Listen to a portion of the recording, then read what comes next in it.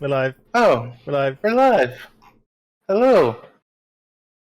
Just sitting here preparing while discussions of grandeur are happening around me. Hello, everybody. Welcome to Black Dragon Roleplay. How are you? I'm good. How are you? Great. Hello, and welcome to Black Dragon Roleplay. We are not professional voice actors. We are not gaming gods. We're just a group of friends that have been brought together through the love of story who want to share our tabletop adventures with all of you. A few things before we start our session proper. We are so glad that you are here watching us live on Twitch. We appreciate all the support that we have here. If you are new here and want to keep up with the campaign, please drop us a follow. We are very close to 100 follows. I think we're at 98 before stream started. So if you'd like to follow and be part of the original OG 100 members, please follow us, and that'll be great. If you would like to support us, there's a subscribe button, drop your prime, sub for some emotes, support the stream any way that you can. We greatly appreciate everyone who does so. We also have a YouTube, we have social media, we have Discord, we have all of our personal links. All of this and more can be found below in our below this very video player, and scrolling down on this very page, you can see all of those in the info below. We are now 25 plus episodes in this campaign, so if you've missed anything or would like to watch the show from the beginning, please take a look at our YouTube page. Every previous session is posted there, usually within a week or two. Shout out to Ryan, who manages to do that. Shout out to the fine people at home who can go there and smash that like button. YouTube, you seem to be in an acquisition mode, so please tell me, do you like what you see here? Do you? YouTube? Slide into my DMs. All right, thank you. All right, let's make this happen. We play D&D, but we also play video games on this channel and do other things. This past week, we've been when we're not streaming D&D, we've been playing Payday 2. Fun time with bank robberies and stealing cocaine from cartels, which is almost never mind. We will probably be playing this again sometime this week. Sunday nights, Tuesday nights are most likely times that you'll see us stream again here. So please stop by, say hello. We love it when you stop in and say hello. Let's do a recap of last week. Episode 28 last week, The Eye of the Storm. Moving on from a hallowed ground filled with dark energy, where they had battled a black slime. Our team continues south towards the Scandies Mountains. The weather for the week of travel was not pleasant, with hard rains and treacherous winds. A week of poor conditions slows the team down, creating a few extra days of travel and creating some issues for some of the members of the party. Because of these bad conditions, both Saoirse and Dante at different times notice some differences in this less put-together version of Emmy, which seems to cause some anxiety within her. The group eventually makes it to their destination of Fort Staringale, which is kind of the starting point to be able to cross into the Scandies Mountains. And they head to the Golden Hammer Inn for some rest and rescue from the week of storms. While they're introduced to Higgins Goldhammer. It's Dwarven Innkeeper, former adventurer who loves to hear tales of encounters be spun and loves to tell a few of his own.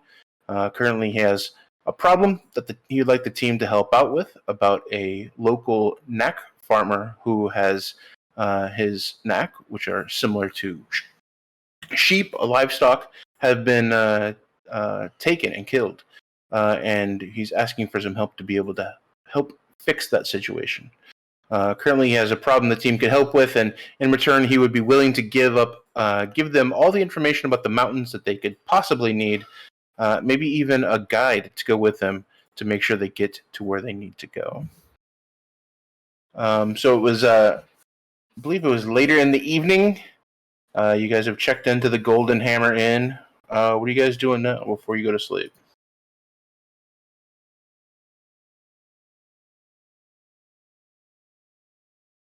Dante's a little Really? Dante's a little shook up. Well, not shook up, but he's just like tired. He wants to go to sleep. That's his plan for tonight. He's not going to drink all that much. He's not doing anything exciting. He's going to lay down and go to sleep.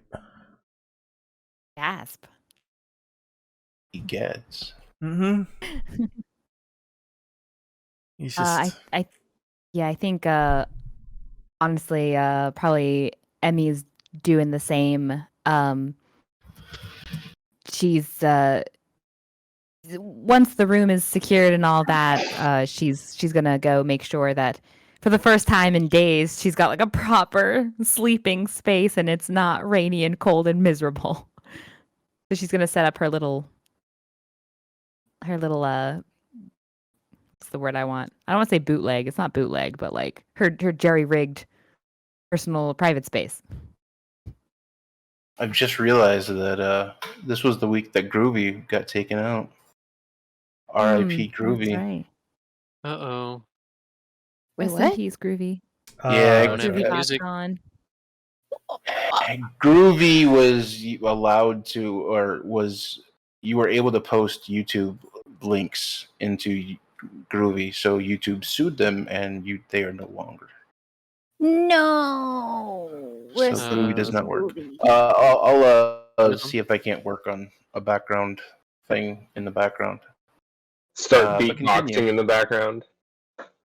Just like, I appreciate the beatboxing. Do it. Yeah, go on. We are now in Jurassic Park. Do you have Spotify? I do.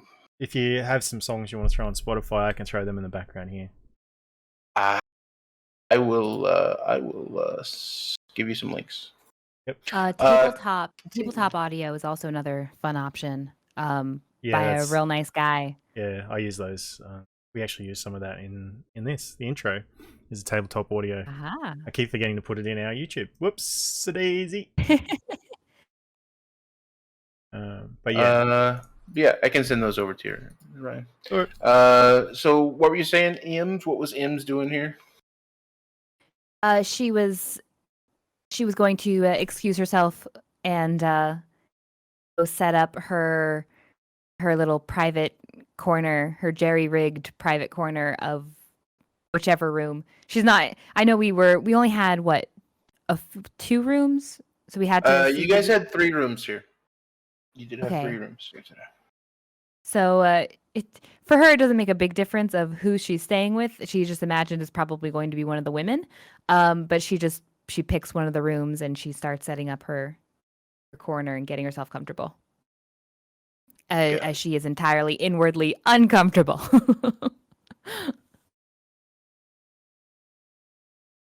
Okay. Oh, Anybody else? Saoirse. I think Saoirse would watch Emmy as she's, heading up the stairs, given that she pointed something out to Emmy last time. And then she's just going to kind of sit there quietly sipping on a drink, probably sipping on an ale or something, nothing too heavy.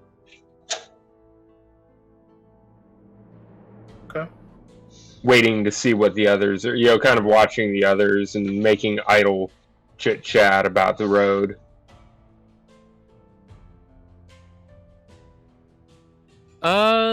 Is there a sort of stable area?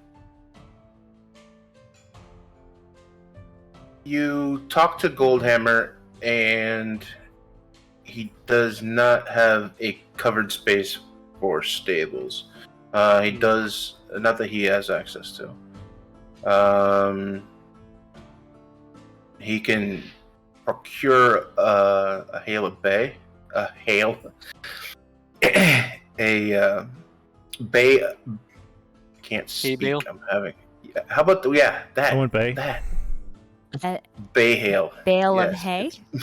Yes. We got you, I think Dan. I'm having issues. Inspiration for all characters. My mouth is rolling at disadvantage. Oh no. Unless he's comfortable with having an owl bear, a medium-sized owl bear, sleeping in one of the rooms. He seems agreeable to that. So is it your pet? Is it? A pet of sorts. There's I do have some hay in the my brain is freaking shiny right now. There is some hay in the basement if you'd like to go get it. It's alright. Don't Okay, start sessions yeah, with talks of Bran- religion, apparently. Good brain. I didn't even get in on it. I was just listening. I was trying to get my map ready. I was like, I distracted him. Well, Bran would proceed to acquire the hay bale from beneath the inn, and Yeah. he would take it upstairs. Kind of actually, he would lay down like a not a tarp, but I guess a blanket of some sort or some sort of cloth underneath it, so that it would be easier to clean up and like take all the loose straws that were to. she's trained, right?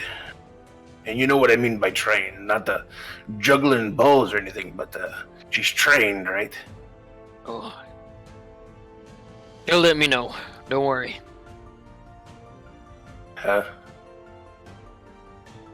Is she house trained? Is what I'm saying.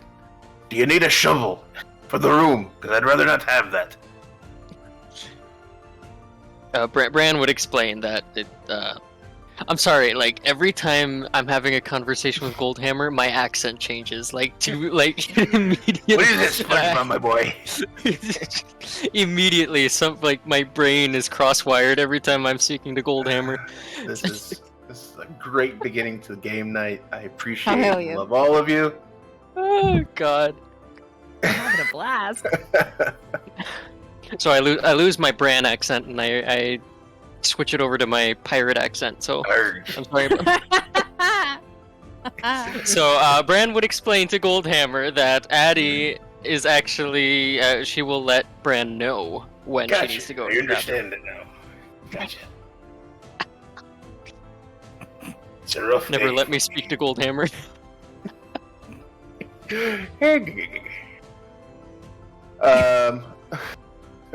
So who else is downstairs looking around?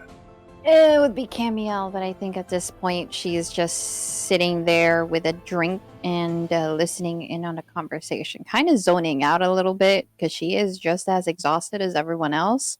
And she is very happy that she is no longer out there in the horrible days of nothing but rain.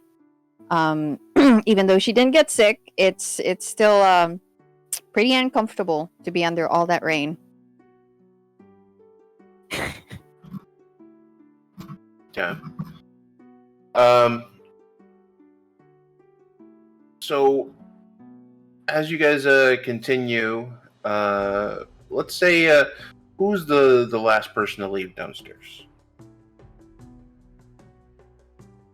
Since we're having a uneventful night so far, but who would be the last person to leave? Dante's already in bed. Yeah, Dante's already asleep. Emmy went to her room for some quiet time. Saoirse Saoirse was Bran, having a and couple Cam. drinks. Mm-hmm. Sounds like Saoirse. That's why I was gonna say I think Saoirse might be the last one to head upstairs. Yes. So as the night, slowly, everyone kind of is tired from the road. Everyone goes upstairs to kind of reset, relax, sleep, get some rest. Saoirse, you're there. The barkeep is back, no longer like sitting directly at your table. He's kind of gone to his bar area, standing in front of the actual golden hammer that's there, or the semi-golden hammer. Just kind of tending bar and cleaning things up a little bit. Get a look around. Everything is quiet. You're one of only 2 or 3 people left there, and you see in the back of the bar, against the back wall, in one of the corner, you see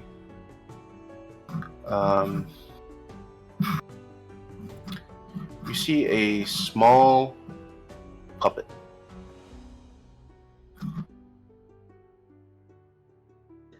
You It's a said hand a puppet. small puppet? Oh, okay. Yes. The dark corner of the tavern, there's a small hand puppet.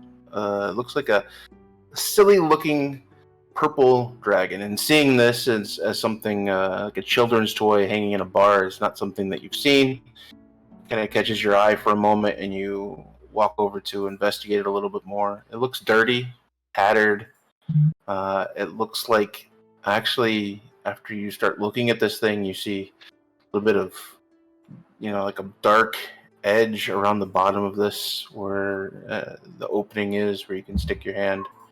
It's kind of stained dark. Sewn on the front of the puppet are the letters MT with a crescent moon shape.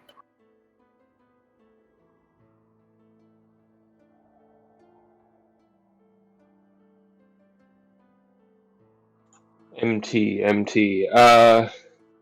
I'm trying to remember if that does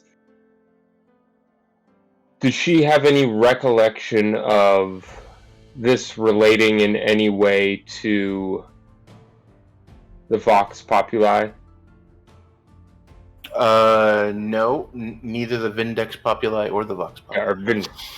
Okay. I just blanked I meant the No. Vindex.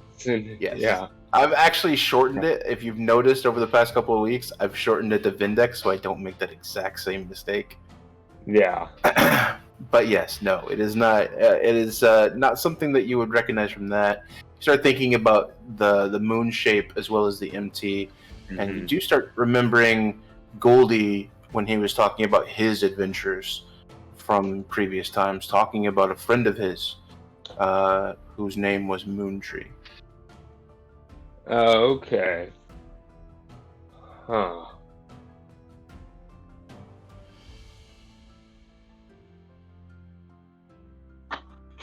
No, you wanna. Interesting.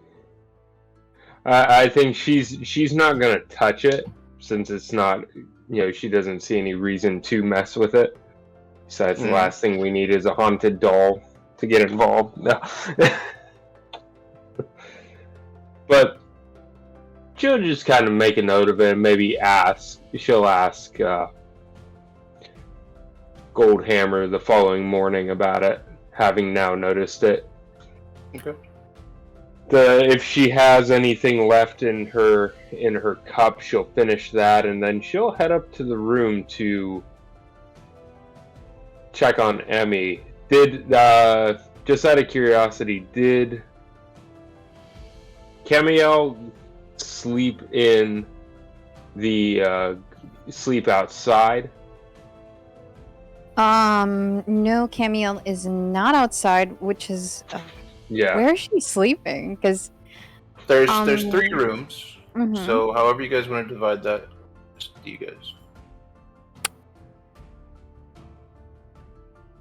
She doesn't particularly care where she sleeps, so I guess I'm going to guess that Dante and Bran share a room. I mean, Dante did offer. Yeah, they need more Snuggle cuddles. buddies. Well, Yeah. it entirely depends on how large these rooms are, because I'm gonna be sleeping with a big owl bear, so Ah, true. You got the floor then. maybe I'll get the spare room. I don't know. There are how many of us? 5. 5 plus an owlbear. Mm. I mean, anyone's welcome to sleep with Dante. He's one of those, Including the owlbear? you trusted. Yeah, he's done that Okay, you before. can take out. Yeah, he actually in Ropeburg, he was sleeping out in the. Oh yeah, that's in the right. wagon with it. The stables. Aw. Yeah, he's trying to. Oh no, he's not. Don't worry about what I was gonna say. He's just trying to get some cuddles. Huh? There's a lot of that around here. So I Bran and guarantee. oh, sorry. Go ahead, Rob. No. Go ahead. I was just gonna make a joke. No, make the joke. Better be funny. Pressure. Now you feel pressure. Pressure. Why- now? Be more funny. Why'd you have to You're put gonna me on be the funny and spot? you're gonna like it. Don't worry, we can edit that out. Just go back and say it. That's all right. Can we start over? I'll Good set a- evening and welcome to Blackjack and Rope. Yeah. Rough week, guys. Rough week. Rough week. Ow! You okay? Something pinched me. All right. Anyway. Yes, Bran will take the spare room with Addie. Yeah, Dante gets his own room. Okay, let's put this in RP perspective. Bran after taking the bale of hay, he takes it to the room. He opens the door and he finds Dante snoring soundly in his On the bed. Yep. Not willing to disturb his peace, Bran decides to take the spare room, considering he has the large owlbear. Bran does notice that there is space on the bed that Dante has like so kindly left available for someone else to snuggle in if they should like. Bran silently and politely declines the offer, despite having the medium-sized owlbear, who is probably larger than The bed. the bed. She can. At this Is there point. space on the floor She where can watch he from the could- floor. He could snuggle up. Oh my right god, are we really arguing right now? Okay, Bran will take this for the sake of time and Yeah. convenience.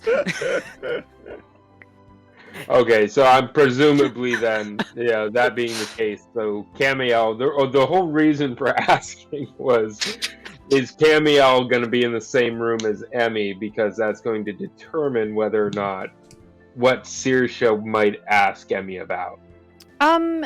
Honestly, Camiel will not, only because she knows that Emmy has been very private, and she doesn't really like her private spaces intruded upon. So therefore, she will open the door and see Dante snoring away, sees a little bit of space, and then she kind of thinks about it for a minute and shrugs, and eventually she will make a little nest on the floor and sleep there. Aw, I thought we were going for the cuddles. No, because she has learned from Dante the concept of consent. We learned that the hard way, didn't we? Yeah. From Dante and her books. It was like, I'm sure as long as he doesn't wake up with you on his face, he'll be fine. I promise you, she's not a tree woman. She's not going to do that to you. She's just going to be in her corner, tucked under her wing, and snooze caboozing away in her little makeshift little nest with nothing but pillows and maybe a blanket. Everybody roll a. Well, never mind. We'll do that after. So Well, Camiel, concept, you. No, not a concept. So Camiel is with Dante. So Emmy and Saoirse would have their space. Yeah, Saoirse would tap gently on the door and then kind of creak it open to see if Emmy is still up. Yeah, she's probably up. By that point, by the time Saoirse would get up, she's probably finishing up, just taking notes in her grimoire, and probably some design of some sort, some arcane design of some sort. It's like behind this this long held up cloth or blanket or something. Like a fun tree fort, except she does it all the time. Not a tree fort, like a Constantly bed fort, like a crafting. pillow fort. Yeah. Constantly crafting glyphs of warding to protect yourself during the middle of the night. No. Right, at this point now, she's kind of coming up off of old spells. She's like coming up with new ones for protection against the rain. How to appease the rain gods. And Evie's wonderful umbrella. Yes. Oh my gosh, DM, how long would it take for me to come up for Emmy to come up with her own Adapt shield. spell? Or Yeah, mage, well, or there mage we go. armor. Other spells we can use to base that on. You can do something like Yes, Mage armor would be that's cool. totally happening. Yeah.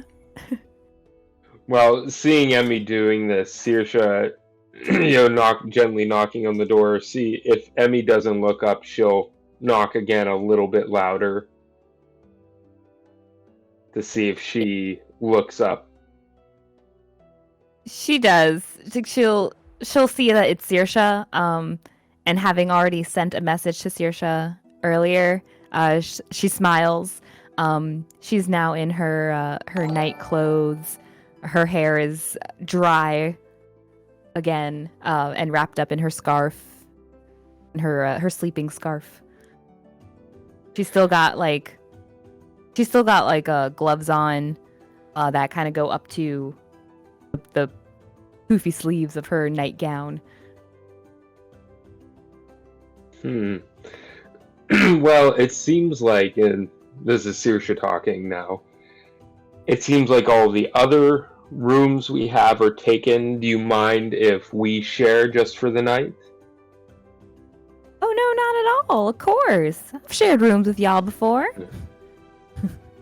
Saoirse will shut the door. Well, I know you like your privacy, and she would kind of look, kind of just quickly glance up to what she'd pointed out that day, and think I'm starting to understand some of the reasons why you like your privacy. She's like awkwardly smiling, like she's smiling like particularly brightly. Yeah. Just like, well, as a woman, I'm sure you understand we all need our own space from time to time. It's just I happen to enjoy just making myself presentable is all. You understand? Of course. And she would also kind of look at the gloves.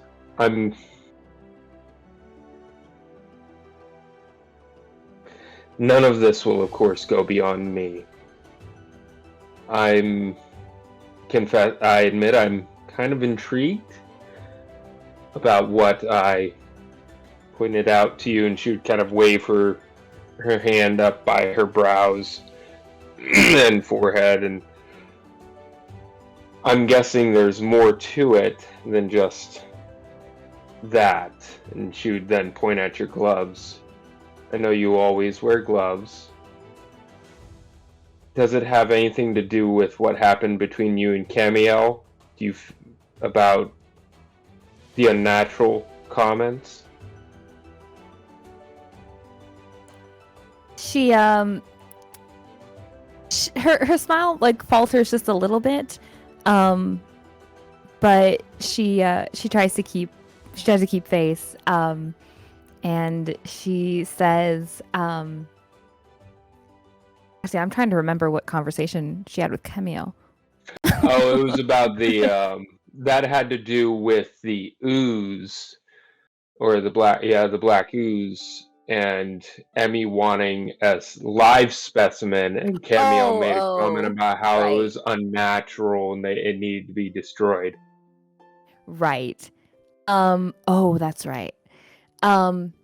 Yeah. Which Emmy didn't take too kindly to. Saoirse noticed she seemed to get in a bit of a huff about that. Yes. She's smiling. She's trying to save a face, and kind of holds her hands together, and she says, it's I mean, it's really just vanity. It's appearances, just, always looking your best. And she's just like fuddling around like every wording she can find that is, just this kind of awkward stream. She's normally relatively charismatic, I think, when she speaks, and this is just very awkward, disjointed wording. She's just looking for every other wording she can find. Yeah, and she's saying this to the person who, up until shortly after they got to the end, was probably caked in mud and didn't care. Was basically doing the Olga or Helga from Young Frankenstein, except instead of rolling in the hay, she was rolling in the mud. Yup.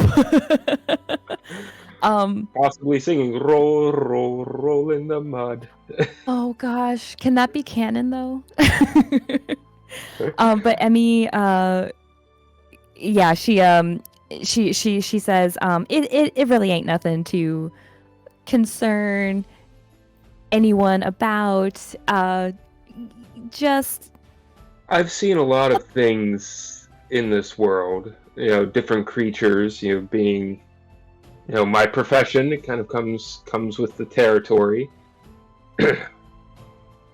And from what I can tell, if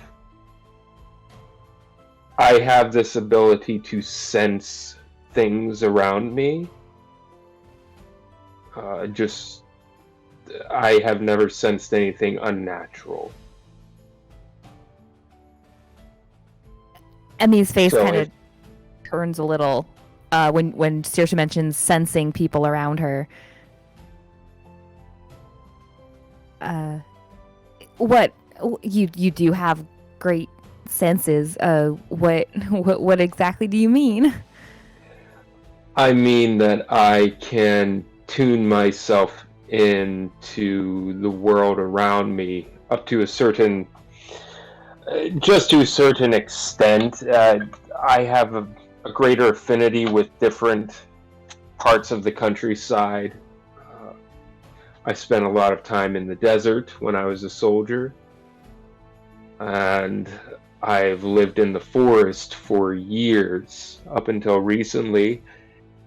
So I seem to be able to tune myself into those kinds of environment more so than others.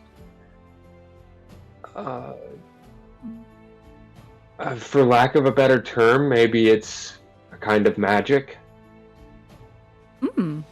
Never thought of myself as a magic user, but there's something magical about it.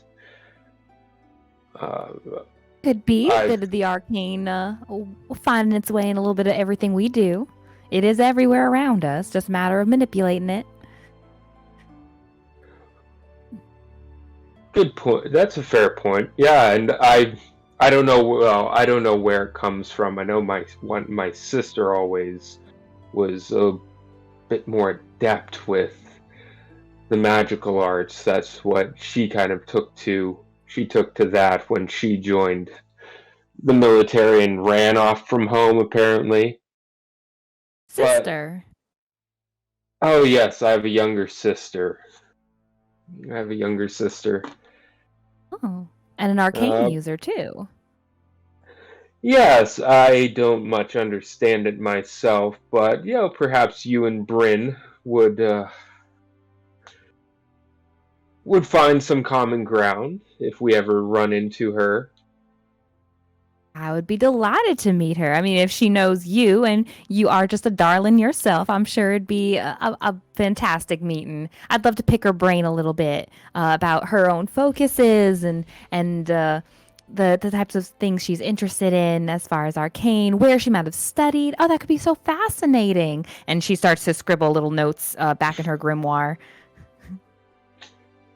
Well, I would love it then for the two of you to meet. But that, if that happens, whenever that happens, I think that would be wonderful.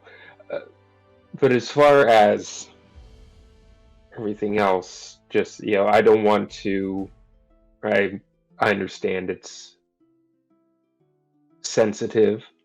Like I said, no, I won't say a word to anyone else, but just so you know, I haven't sensed anything unnatural about it. Well, I should hope there's nothing unnatural. I find myself perfectly ordinary in basically every regard, except that I tend to be extraordinarily charming. Good. I'm glad. Yeah, it's no big deal. Like I said, no big deal. Just looks looks can be deceiving, I suppose, is all. Just some people are Some people judge us okay by with... appearance. Right. Hence, we do our best. Of course. Well, like I said, I don't want to push too much about this. Your secret is safe with me. I wanted to make sure you were okay.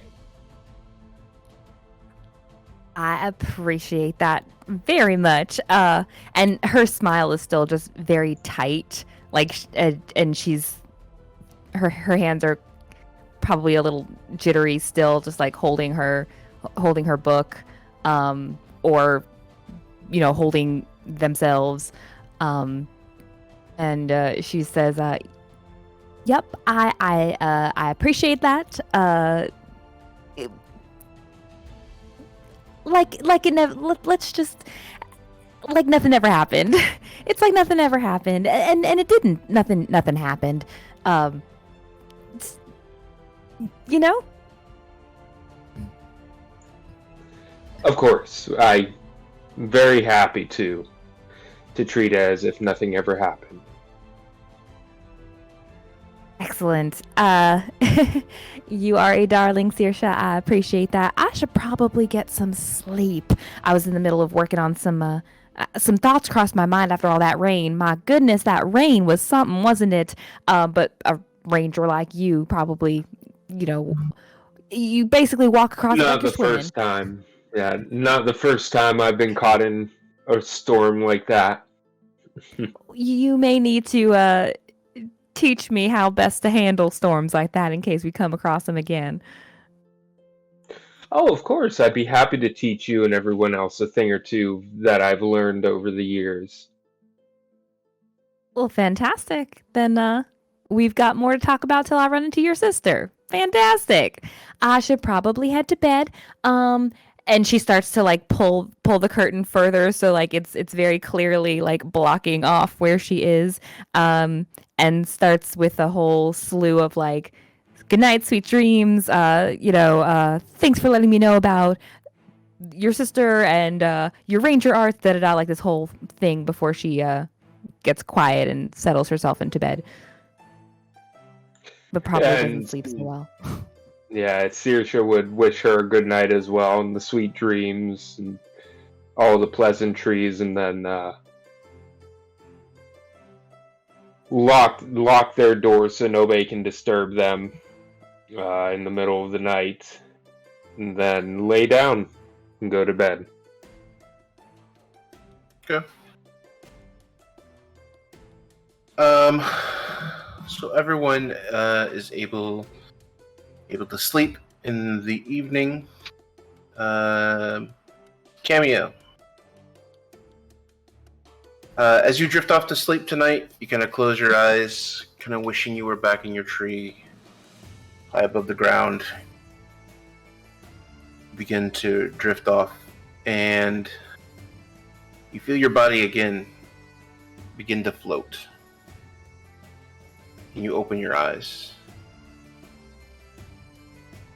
Beneath you, you feel the warmth of your steed, Atheon, as you are now racing across a starry sky.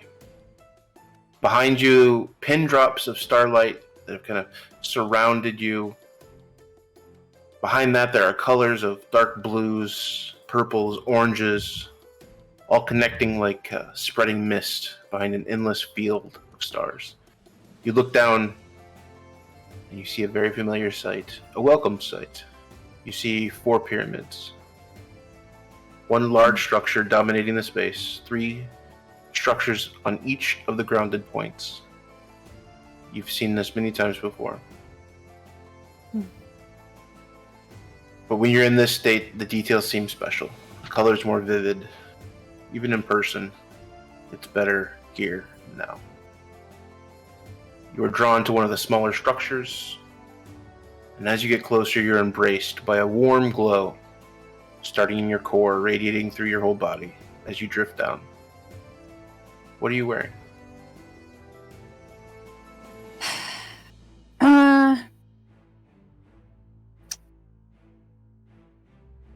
I'm gonna say she's wearing her usual green dress. Still.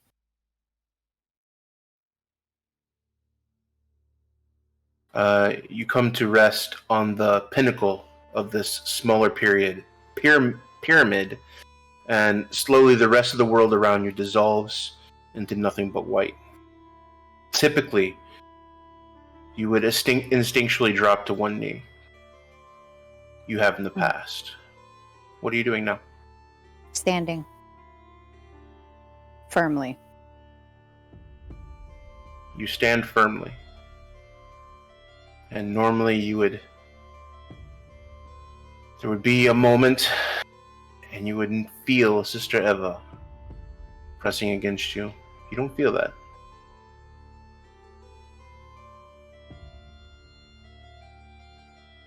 You feel similar, but not as much. You feel warmth. You feel a peace, but it's not as intense as normal. There's typically this pureness of emotion, but now has just a slight distortion.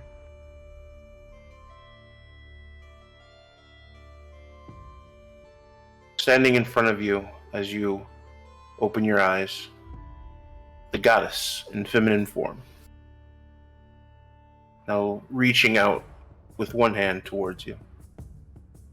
She's 3 or 4 times your size, and she reaches out with her hand, places it lovingly under your chin, lifting your gaze to meet hers. The woman has warm brown skin, speckled with golden freckles across most of her body, including a very large chest that is only partially contained by the white spaghetti strap gown with golden trim. Her hair is white blonde with long enough to reach her waist, bound up in a high ponytail. Her eyes are bright and gold as she looks compassionately at you. It feels like forever. How are you, my child? I've been waiting for you. You need only to call out. You open your eyes.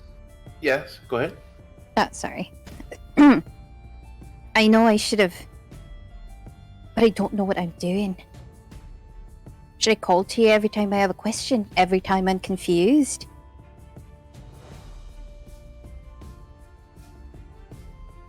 You look around and you see Afion resting peacefully at Sister Eva's side. And as she takes a little bit of a lean back, not normally feeling this confrontation with you, she almost distractingly reaches down and scruffs the top of Afion's head before Afion lets out a large yawn, quick shake of their wings and tail feathers before sitting down at Sister Eva's feet. Anytime that you wish to. It does not bother me for you to call. I've missed you. But I feel that separation between us. It's not been there before. Camiel looks at her at first with the defiance in her, just a teeny tiny defiance in her voice. Her eyes are a little sharper, but the moment that Sister Eva starts speaking, it softens. And she tears her eyes away and kind of looks down at her feet, almost as if she's ashamed.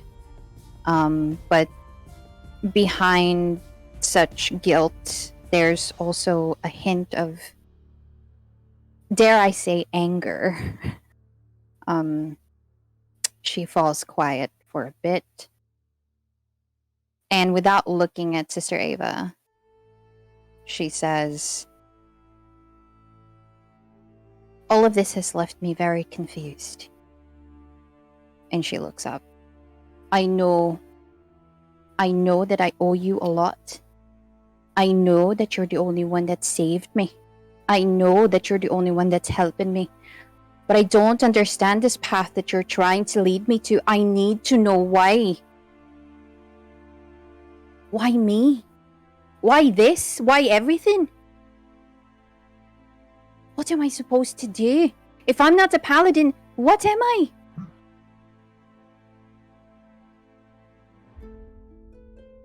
She takes a deep breath.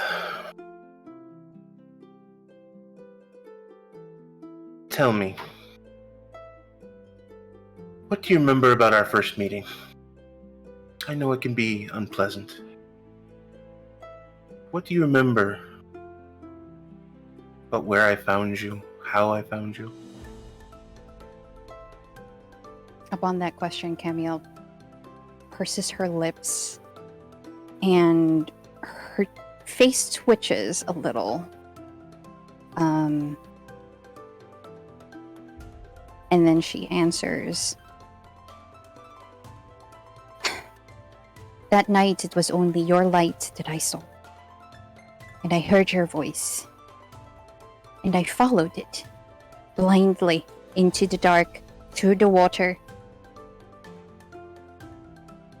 And then I found myself in a sanctuary."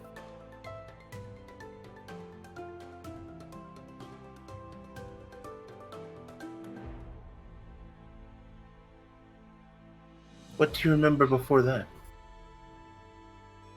What do you mean? Your life before that trauma. What do you remember of it?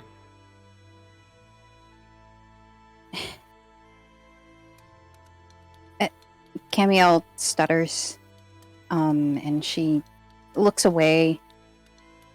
Obviously, still not very comfortable about talking about it, even though it is Sister Ava and no one else is listening.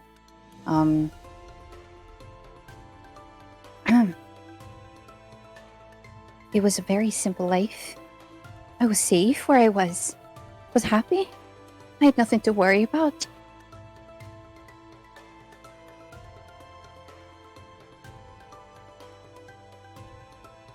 At least that's how I remember it. Before it was destroyed.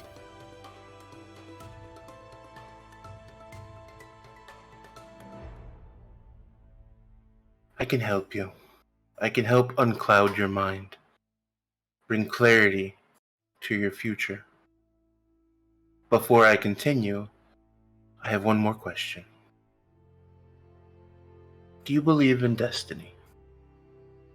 Do you believe that no matter what you choose, no matter what your actions are, that you'll end up in a certain place at a certain time to meet that destiny?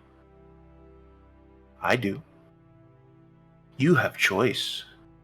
You control your fate. Your will is your own. But destiny seems to always find a way. And those running from it typically only find it sooner. This may be hard for you to believe, but there are beings written of in ancient texts. Lost and forgotten scripts call them many things. The descended judges, Gattenbrecker, Dormor. Broken angels was the most widely used term, and most fitting, I believe, in this moment. Always thought of as mythos carried on by wives' tale and campfire lore, I'm assured from the mother herself that they are very, very real. Although they have had different missions at different times, its purpose always the same. Whenever power becomes unchecked, when the downward slide seems to be leading to a place of no return, the Celestials, in their inspired intelligence, reach out to provide balance against that power with a champion. Each time this champion is called upon, it must make its own path in the world again, proving itself worthy for its new time and space. She pauses, her brow furrows for a glimpse of frustration before she centers herself with a quick breath. Her face softens and she looks directly at you, trying now to make eye contact.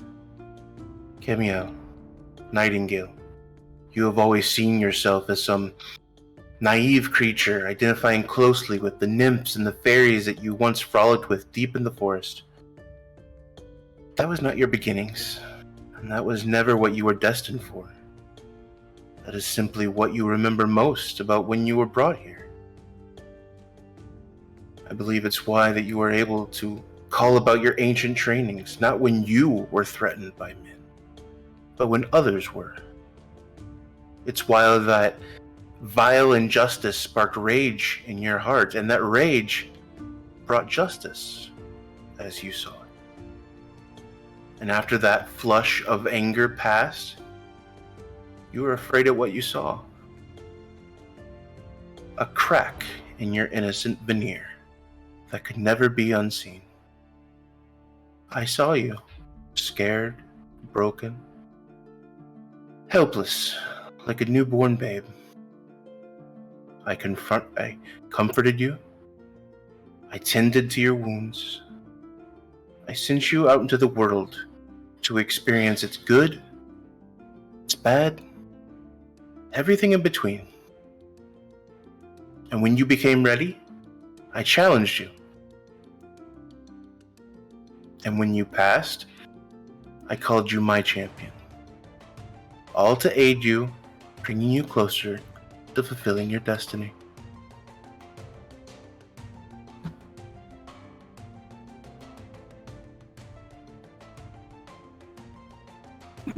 Camiel listens, and her expression changes from sadness to anger to not really happiness, but more of a warmth and softness to her features. And as Sister Ava takes a breath, and they're both left in silence, Camiel looks up at her. You asked me the question if I believed in destiny. Of course I believe in destiny.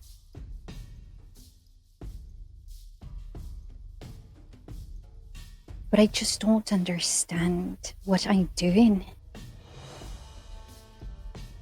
I don't understand all of this.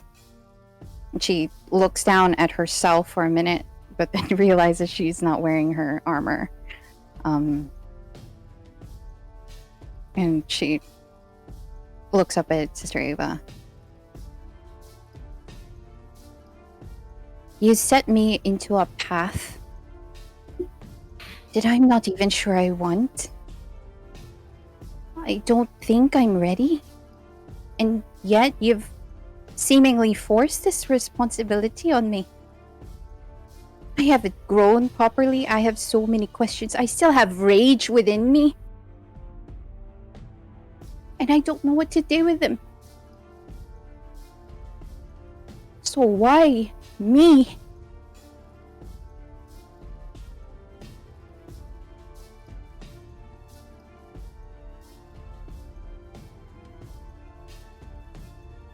Sister Ava comes to your side, puts her arm around you, and dips her head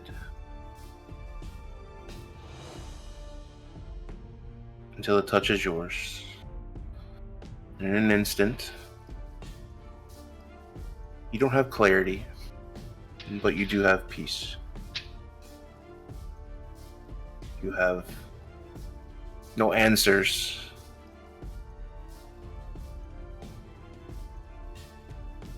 but that feelings, those rage, that anger, that being upset passes, fades, Not instantly, but slowly.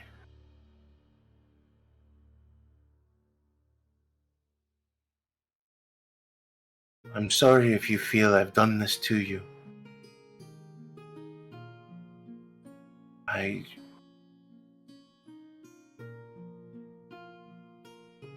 felt I was simply letting you discover your truths on your own time. If I'd have told you this in the beginning and given you the choice, it would have caused more trauma than healing. When I found you, you were fragile, ill-prepared for the challenges and the pressures that the broken angel will endure. I have nothing left to give you. I give you my support. I give you my love. I give you peace as much as I can. But no matter what path you choose from here on out, if you choose to leave, if you choose to make other choices, this place will always be available to you. Calm refuge in the midst of a storm. A warm embrace, a mother's touch. But for now, just rest.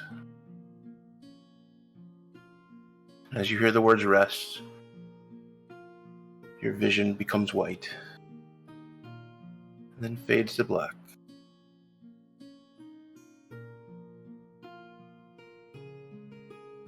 And then you wake up. It is a new day.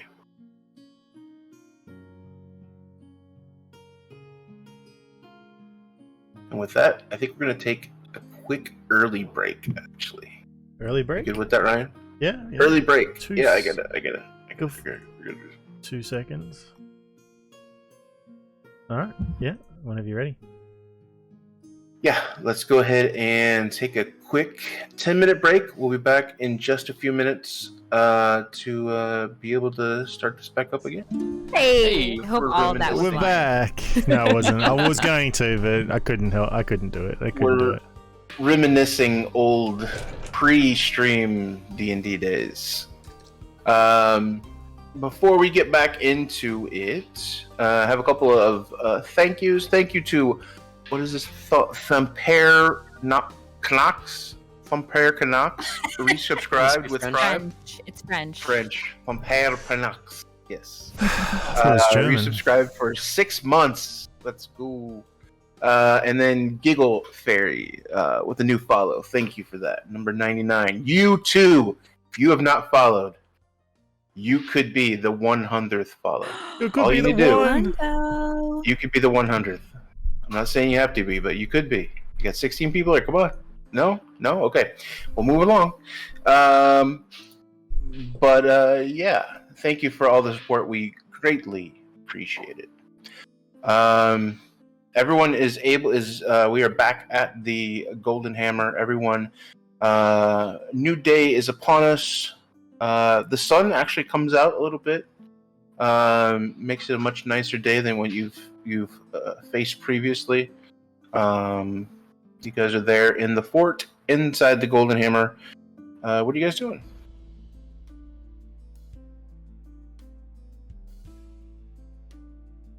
Guys, Hello? Whoa. Hello? Whoa. Getting ready, Whoa. getting ready for the day. You're repeating? Everybody, Are we just keep going- going. Just keep going. No. Was it determined that we were gonna go straight to helping out the alpaca farmer? Yeah, we had to guard a bunch of necks. We have to, don't we? Yeah. Necks. Yeah. Necks. And Nax?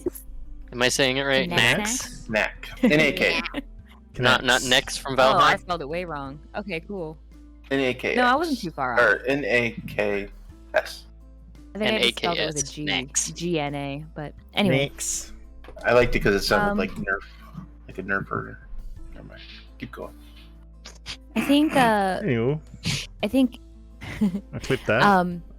Timestamp. Emmy might have well, quote unquote slept in a little. But really she's been up. She's just been particularly careful in how she was preparing herself in the morning. I guess more for DM to know. But she's downstairs probably at least a half hour later than potentially expected to be. It's just she claims sleeping in after all that terrible traveling, but she's just being particularly careful with herself this morning. Mm-hmm. Not making eye contact with Saoirse. Gotcha.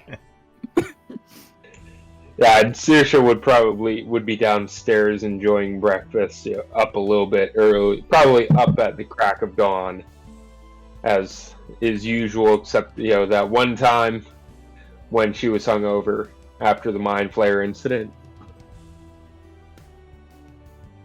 Yeah, and this guy puts on a good spread. Lots of pancakes with berries, almost like a berry compote. And then some ham and bacon, stuff like that. Rustic foods for breakfast.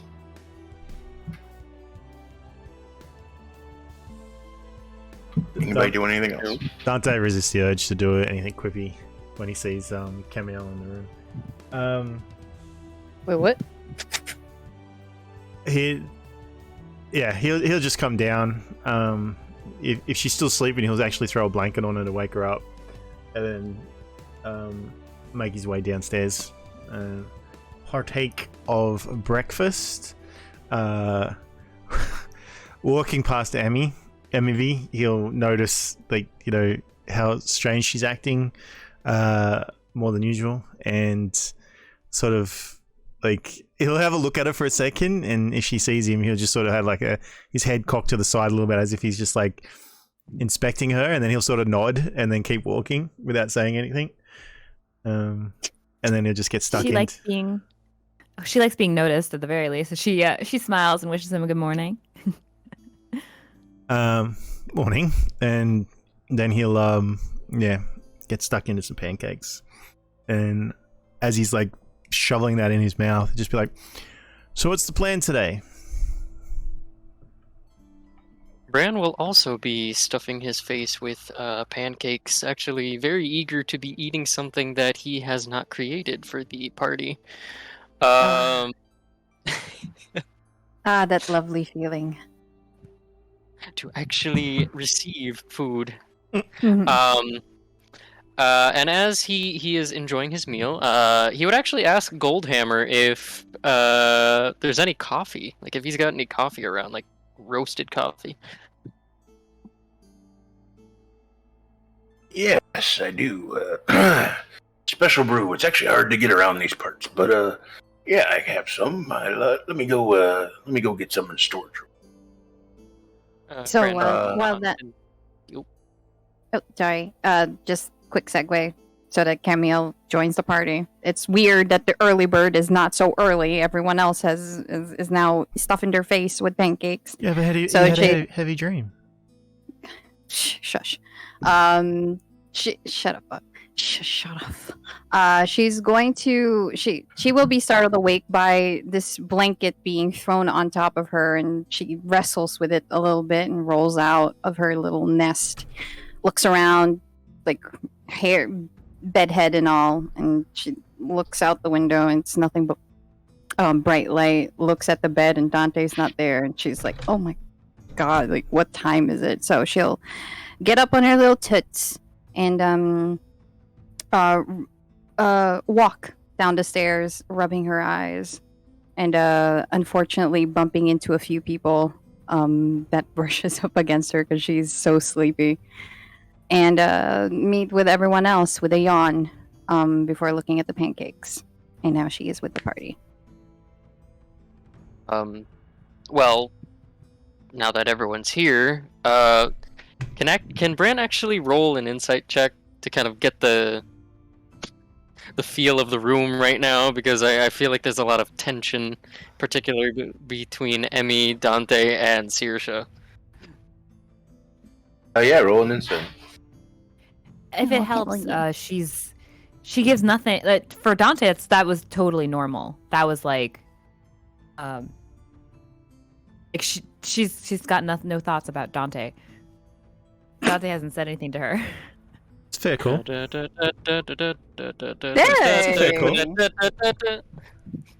Yeah, but between Emmy and Nosy.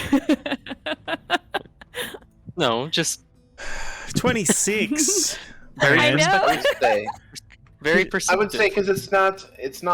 There's nothing obvious, and I'll Emmy, I'll let you roll a deception check against it. Okay.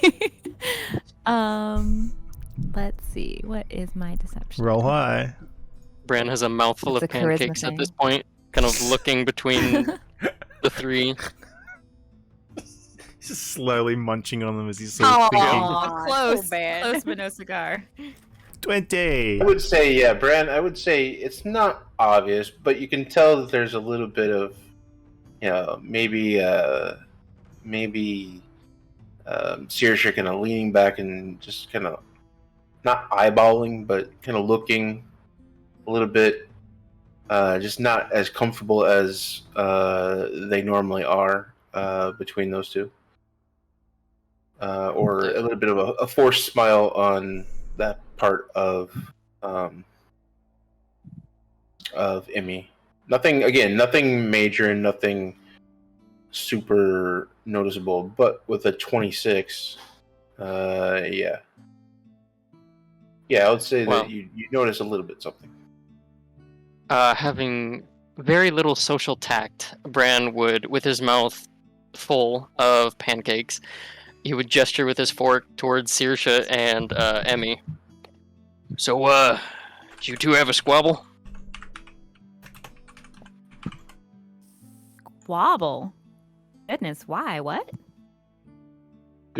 Well, I beg you? I'm sorry, I couldn't understand you through the mouthful of pancakes. wobble. It's true. Swallow, Bran. Swallow. Bran slams a fist against his chest as he tries to swallow the absolute mouthful of pancakes he has in his mouth, where he clears his throat. Squabble, bicker, argue. Emmy looks over at Saoirse and And Saoirse would look at Emmy. and be like, No? no. Well, we were talking yesterday for a minute, and as I'm getting to know y'all more and more, I learned about Saoirse's sister, who knows some arcane arts, and I'm looking forward to a meeting there. That's going to be fantastic. I have to make sure there's a special space about Grimoire for that. And she goes back to eating her own pancakes. And I learned that Emmy is from the coast and has never really been around the mountains or the forests, whereas I'm from the mountains and desert and forests and haven't really been to the coast. So I've been through the mountains and such, traveling with all sorts of people every now and then. It's not my main territory that I've been. I cities, and as you're traveling, of course, you're going to come across certain terrains. Bran kind of narrows his eyes at the very quick replies he was getting, which only made him even more suspicious. But he just simply nods and makes a gesture with his fork. Mm-hmm. out of curiosity, do you want Saoirse to make a deception check too? You should have never said that. I know. Right. Inviting the DM to make. We gotta rolls. keep Oh, it dear. interesting, especially since she's got and never mind. Yeah, you can do that as well. Oh no, Saoirse. Thing is, she You get can't get lucky. high if she rolls a nat 20, but I have a negative 1 That's charisma 11. modifier. That's 11. Mountains. Yay. Mountains. As it should be. What are you talking about? It's like we were just talking. Saoirse breaks out in sweat. It's just girl time. Of all people, Completely- Saoirse and girl time. Completely downs her ale. What Yeah, I the would first say there's a little bit more to get off of that to understand. But, yeah, you definitely tell that there's something a little bit awkward. Oh man. Well, whatever it is, if you guys need to talk, be more than happy to mediate. Oh, Brandomir, you are just a darling for that. If there is any conflict, I know that you, as the obvious leader of the oh wait, no, that's Camiel. That's That is right. Camille. That is Camille, And she- please. That is please. definitely Camille. Dante's Oh, pointing his then fork we'll at Camille. Pancakes on it. Oh, right. And like she says it like, oh yeah, duh. Like she knows and she was just messing around and she looks over at Camiel and she says, oh, that's right. Camiel, if there's any issue between myself and Saoirse or anyone in the group, I will make sure to come to you. In case you didn't know, you've got Bran here as your spokesman. Camille is obviously not in a very cheerful mood. And she's got two fingers pressed on her eyebrow. And as everyone's like having this playful little squabble over who's the leader, there's a glare in her eyes as everyone's just arguing. And she looks at Emmy and she simply goes, I'm pretty sure all of you are grown enough to make your own decisions. Now, what the hell happened last night? That's leadership. Dante was snoring too much, is what I'm saying. I do not snore. I've Oh, never you had know any that complaints problem. before. He also farts in his sleep. I can neither deny or, okay, maybe sometimes. It depends what I eat. It just really depends. I really like bran exactly sausage. what If he I have eats. too much bran sausage, just sometimes I just get. Doesn't mean I don't like the sausage brand. It's just sometimes a bit of flatulence happens, and it just. Sometimes it doesn't agree with your system. It just. I don't know. I don't know what you put in those. What sausage you had in that, but yeah, sometimes it just does that. I'm sorry. Bran just gives maybe- Dante a flat look and just says, "It's the same sausage you've been having for the past year." Yeah, it's probably just like kicking it now. Like I've been eating a lot of them. How long have we been on this journey again? Like a year now? In game? 4 months, 5 months. 4 months. Whoa. In Yeah, game, the same 4 to sausage 5 for months. 4 months. Income. Yeah. Hey, admittedly, Ooh. I try to work with it. It's not like it's the same sausage every time. Like I add ingredients and flavors to it. No, the one's one saying- Bran likes to mix it up with Dante. The one you pull from your flavor, your bag, is the same Your flavor. 'cause flavor. It's the exact same sausage that you had from the white. But I add to it. I add to it. He's got a pouch of sauce and he dips it in. Agitation over time. His belly just. You don't have a pocket ketchup? I can just imagine Brad with like No, Bran. with his sausage, like a fun dip. Yeah. Nobody. At least like a little- you get from like restaurants. Nobody like has a fast pocket food sauce. places. I'm telling you. Like Yeah, the Dunkaroo ones. Like you have the sausage on one side of the container and then the sauce on the other, like a He's got Dunkaroo. barbecue sauce. He's got barbecue sauce. He's got like tomato paste. I'm and- imagining a vest that he opens, Oh and my it just like God. opens up with like these pouches full of like sauces. Bran, Barbecue sauce, ranch dressing, ketchup. I honestly didn't hot think he'd get any sauce. weirder, but But anyway, Bran would be able to keep his suspicions over the group, especially Camiel's reaction. Would I have to roll again to see Camiel's reaction to that, or would you just? I keep would Yeah, say but- that would be obvious. Oh, okay. Yeah, she's clearly upset, and Emmy Yeah. notices this too, and she's still smiling, and she just says, well, maybe we'll all get some better sleep, and we won't stay up all night with girl talk or whatever it is you folks do, and your head flatulence, etc., etc. Maybe we'll get some better sleep tonight. I mean, So I'd be long more as- than happy to switch out and sleep in routines if that helps.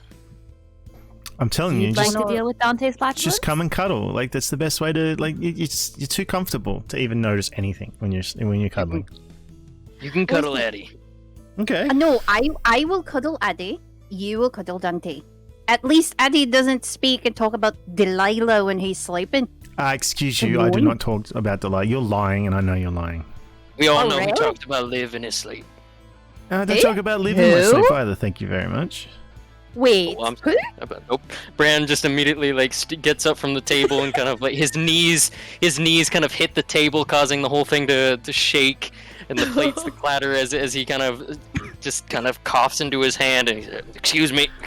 I don't As dream, you're, Brian. as you're standing up, I get your coffee for you, boy. Here you go. oh. Slams it right Perfect down on the timing. table for you. Perfect timing. Sit back Bran down. picks up the coffee and he's gonna like take a step towards the loo. He's just gonna. Oh, You know how it and is with it- coffee. He's trying. I haven't drank it trying yet, his- son. It's a Don't sauce. pour it down. I just made it for you. Solid spine on that one. Just goes right, goes right through you. It's the sausage, Brown. I told you. Oh. Emmy does her What's up, best Neil? Bran impression. Sausage, now diuretic. Oh dear. Oh my It's god. real fatty sausage. It's I'm really so good. sorry, Dante. It tastes so good. You're lucky. You're lucky I'll he just- likes you, and he just went with it. He just went with it.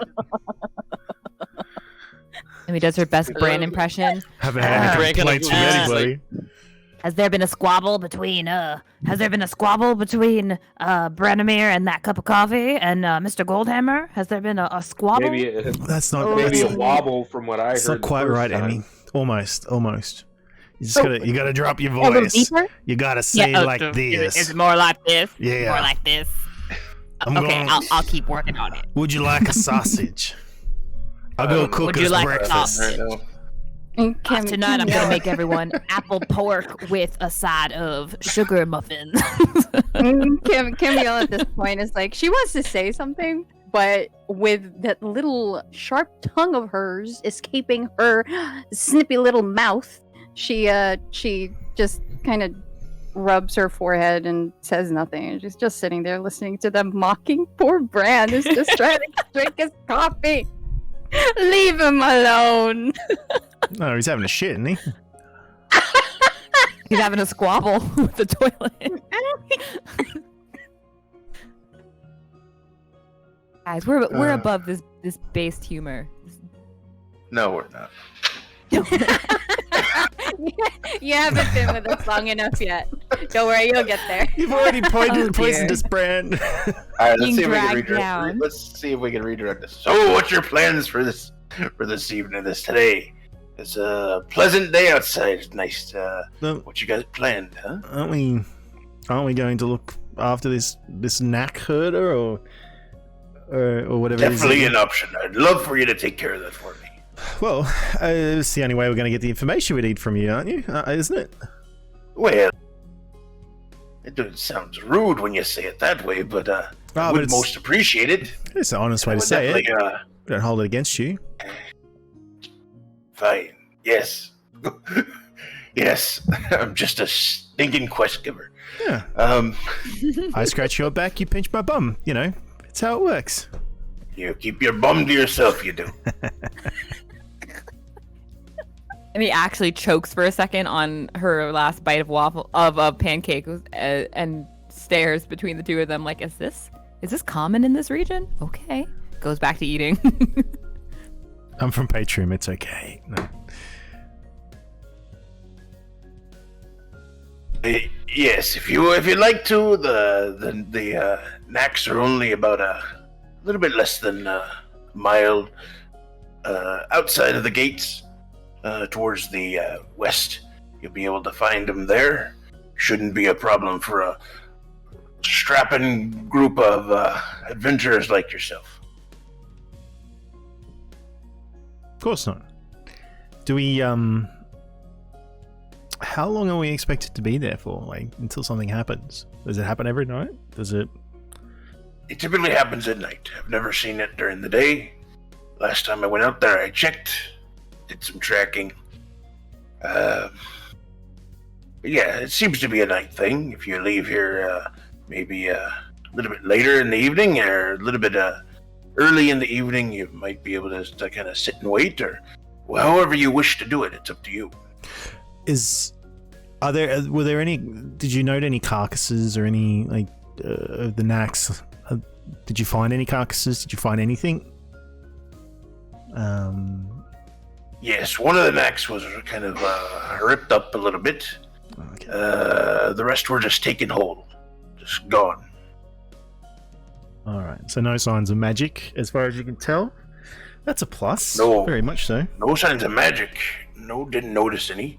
Don't know what it would look like. Well, I do kind of, but no signs of obvious magic. It looks more primitive than that. What, like a giant? No, from what the farmer had said, something fast, but something hairy. Like a direwolf? Possibly. I'm not quite sure. I mean, they're a pain, but I've hunted direwolves before. Like, we can do that. It was probably a good place to start. Well, and when we get there, I can take a look at if there's any fur left or tracks. I might have a better idea of what we're dealing with. We do have the best tracker this side of Patreon. Dante gives Saoirse a smile. Very. I do what I can. She would give him a little grin back. One of my old friends was not quite a druid, but druid inspired. Had quite a knack for all of nature and those kinds of things. Very good friend of mine. They come in handy. That's your friend Moontree? Yes, I think I must have mentioned him yesterday. Yes, a good friend of mine. That puppet-looking thing you have back there by the bar, I noticed it last night. An MT on it. I take it that belonged to your friend?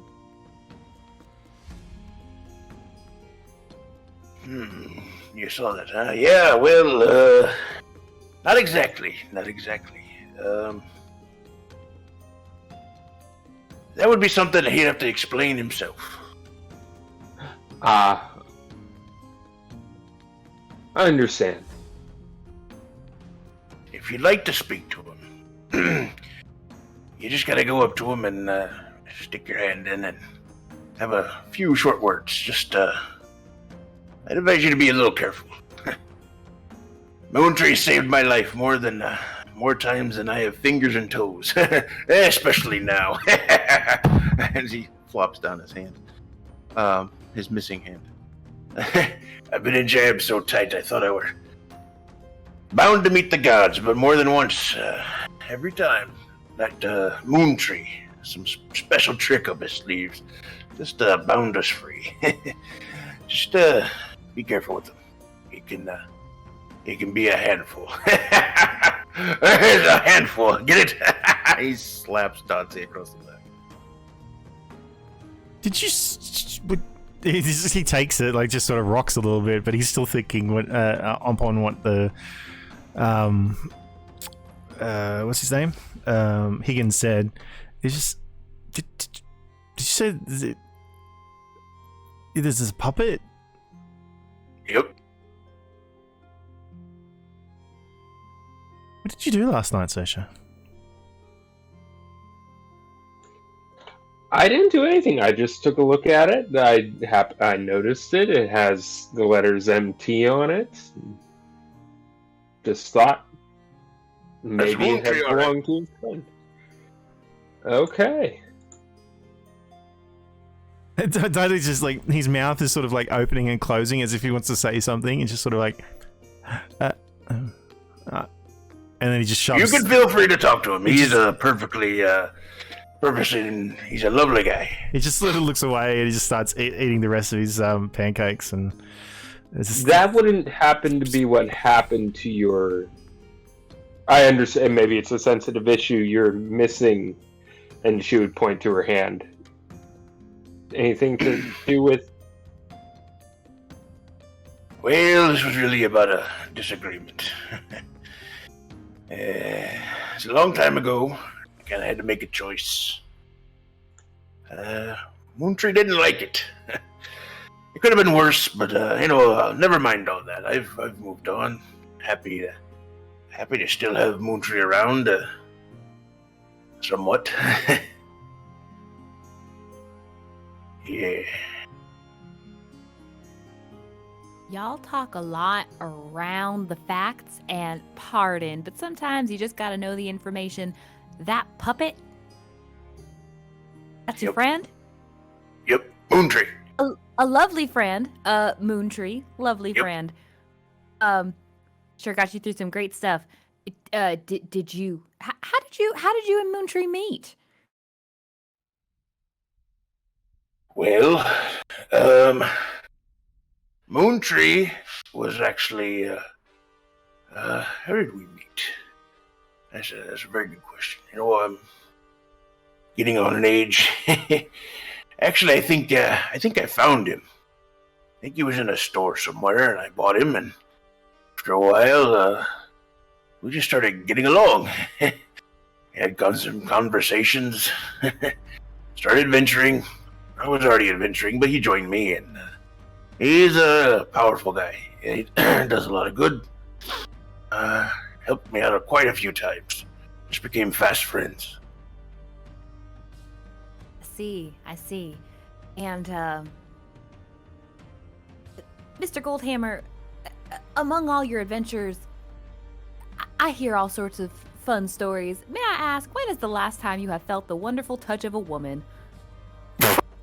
Dante just spits out his pancakes everywhere. This is sort of looking at Emmy as if, what the hell? Camille does the same thing. Like, she's so sleepy, but then when Emmy says that, her attention is just, she's like a cat that had just heard the word cheese. She's looking. What? And she has so a you perfectly calm. She has a perfectly calm smile on her face, like she was like mid lifting a piece of like pancake on a fork, and a perfectly calm smile on her face, as she's looking at Goldhammer. Perfectly friendly, nothing antagonistic about the question. I've already come through rooms, miss. You don't have to resort to anything like that, okay? It's fine. No problems there. Well, Wonderful. Leave him alone. What? I don't. Wait, Ain't bothering nobody. I'm just saying, if you have friends of certain types, some things are easier than others. Some things are, well, it is lovely to meet You your don't friend wait. Moontree. I have a feeling you think I'm making it up. You think I'm making it up? Do you think he's certainly imaginary? not. You can go over Moontree there and not talk there. to him yourself if you quite like. Emmy stands up and goes over to the puppet. Dante's just shaking his head at her, like not even Go he's, ahead. he's that Go bad. ahead. Put him on. She looks at it and then she realizes that, like, with her own gloves, it's a little awkward. Since you're there, if you're thinking about putting him on, roll an investigation. Uh-huh.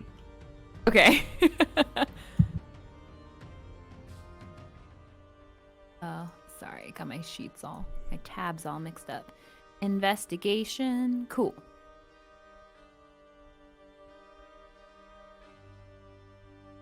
Don't roll a 1. 17.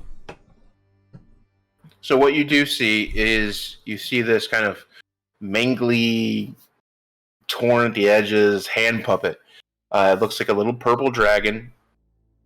It's dirty, it's tattered. With a 17, you see this ring around the bottom, covering basically the bottom edge of this, and it looks dark and black, and it kind of fades up towards the top of it. It's got dark cloth, so it's kind of hard to see at some points. But you've seen this before. It looks like almost dried blood that's been bloodied and kind of dried and left there. And you see the front of the puppet has like this purple The front of it's all purple with the letters MT inside a crescent moon shape. It's been embroidered on it. Nothing sinister except for maybe that little bit of blood that's at the end.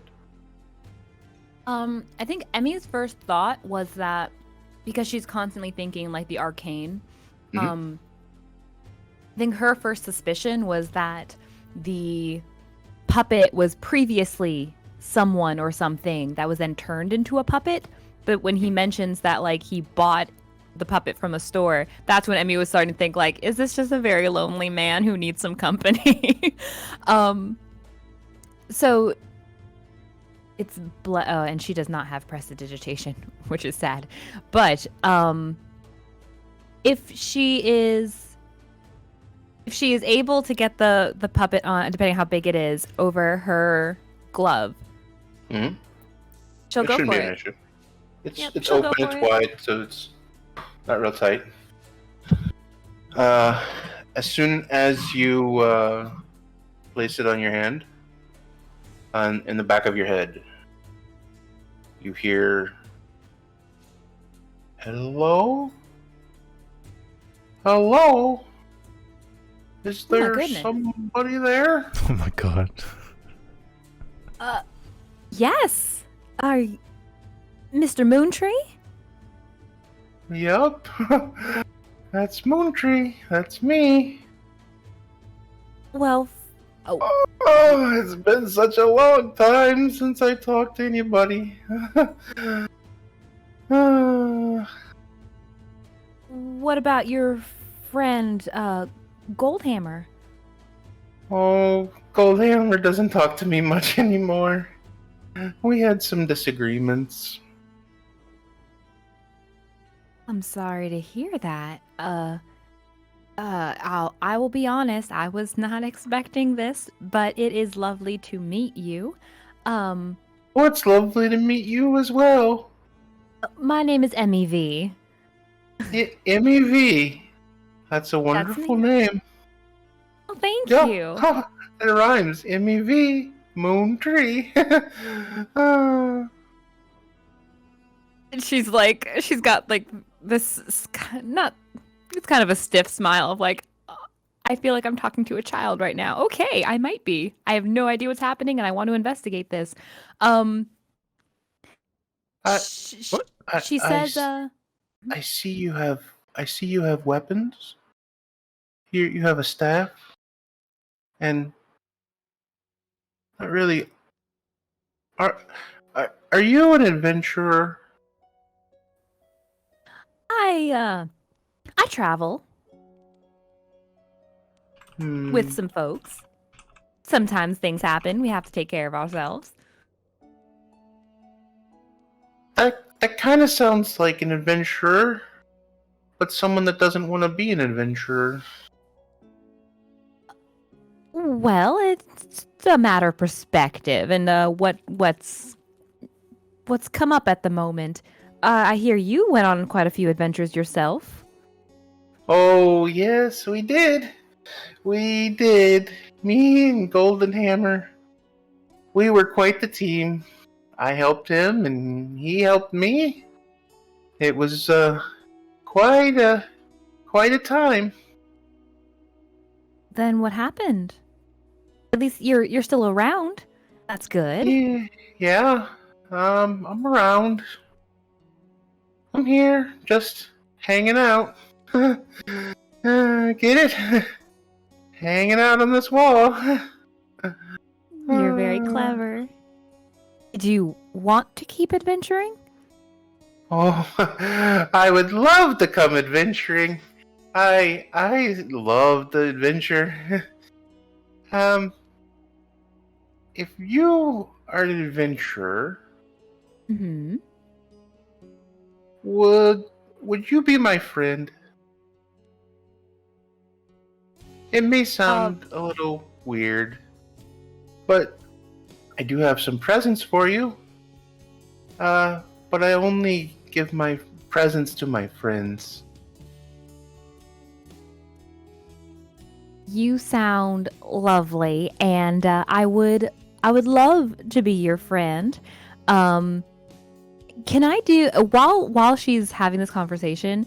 Can she also, if it's not, it might be a concentration spell, but And go ahead. Sorry. no, yeah, I wanted to cast detect magic to see Yes. what's going on with this puppet. Okay. You cast detect magic, and this is a magical device. This is a magical item. Everyone else that's around you You know, is if you're saying this all out loud, then they're hearing this one-sided conversation. I was going to Yes. ask what the hell we see. Yes. You guys hear her talking one-sidedly. Maybe he's got this empty to fork this- at his mouth, to just this like puppet. looking at you. The pancake is long gone, like fallen off the fork as he's just like holding it in front of his face, staring at you, talking to this puppet. Is that? Yeah. You cast detect magic. Are you doing it stealthily? Or are you doing it? Or are you doing it in the open? Do it. From It's- Moontree. Oh, I don't think she would think twice about it. I think there's still like she's a lack of, not seriousness, but she doesn't get like a hostile sense per se, so I don't think she's gonna hide it. Oh, you know magic? Are you very good at magic? Oh, I'm quite talented with magic, yes. Wow. Do you know what's your favorite spell? Favorite? Oh my goodness. That would be a very good question. I tend to be a big fan of divination in general. I've got this great scrying spell I love. Oh. You like You sound well, I kinda like things that I like things that kind of blow up and fire and things like that. That's so much fun. It's good for adventuring too. Do you know magic? What are your skills as an adventurer, Moontree?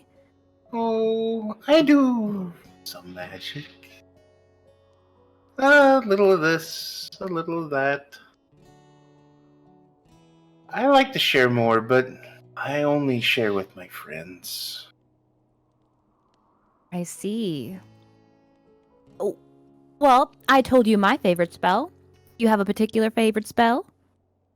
Oh, I do. But again, I only tell my friends. If you want to be my friend, all you have to do is say, I am Moontree's friend. She gives pause and she stares at the puppet because everything about this in her head is now setting off alarm bells. Is it possible to insight check a puppet? Sure. Get this What are great you brand trying and come back. What are you trying to figure out? I'm trying to determine if his intentions are antagonistic or would put me in some kind of dangerous situation. Like, I don't know, switching places with a puppet? Emmy the puppet. You can roll an insight check. She only has these thoughts because she is fascinated with the arcane herself. Mhm.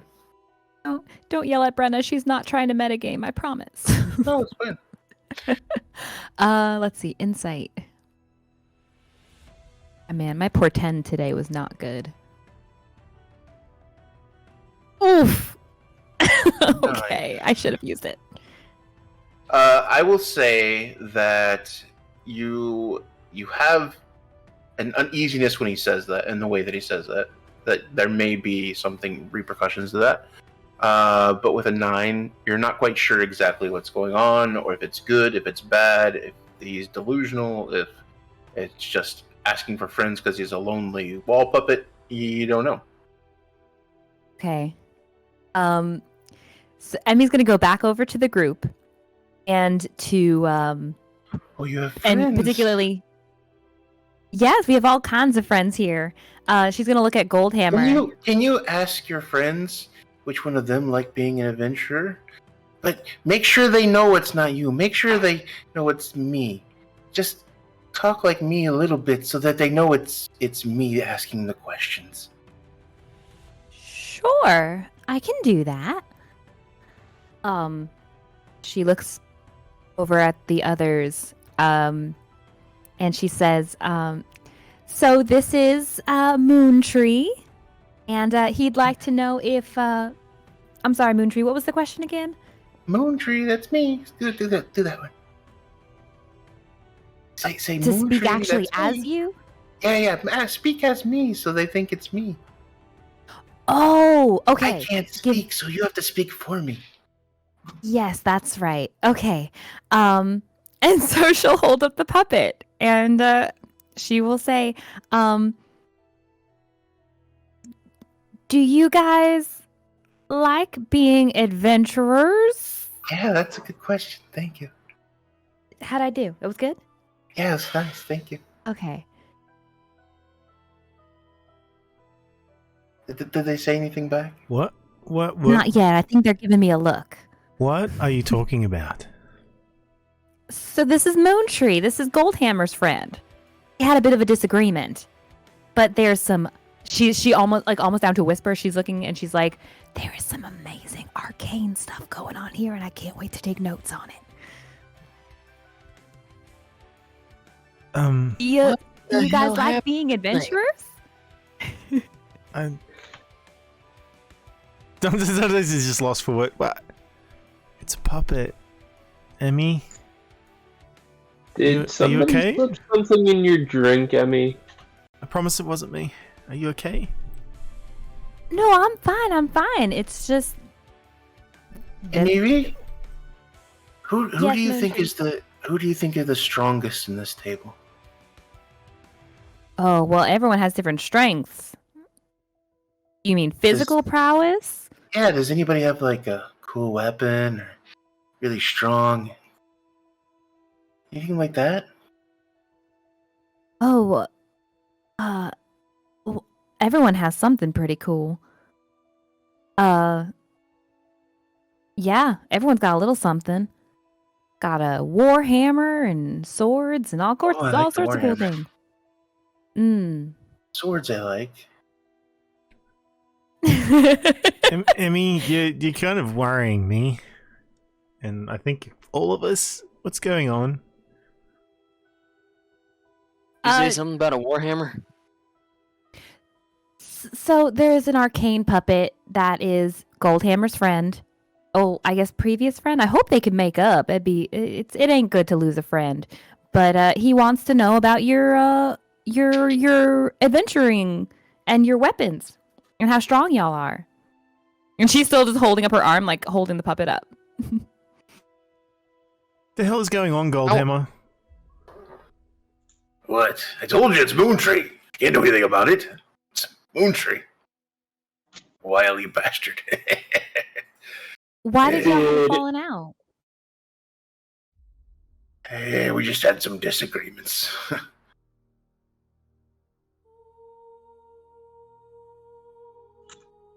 Did Emmy get some of those funny mushrooms in her breakfast? Or... No, I got those in the pouch in the back. Those are not for the I ain't customers. boy. crazy. It's arcane. Boltzmann would understand. Who's Is this a both? catchphrase at this No. point? Not that. The only one who understands her.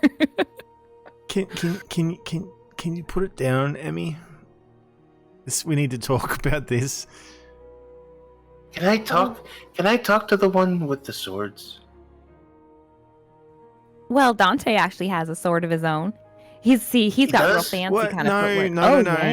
no, It's real Emmy, fancy no, footwork. what, I It's not don't- the same. Can I talk Emmy, to him? what? Can you put See it if he down? can talk to me. Please put I it just wanna- down I just want to talk to him. so we can talk about this.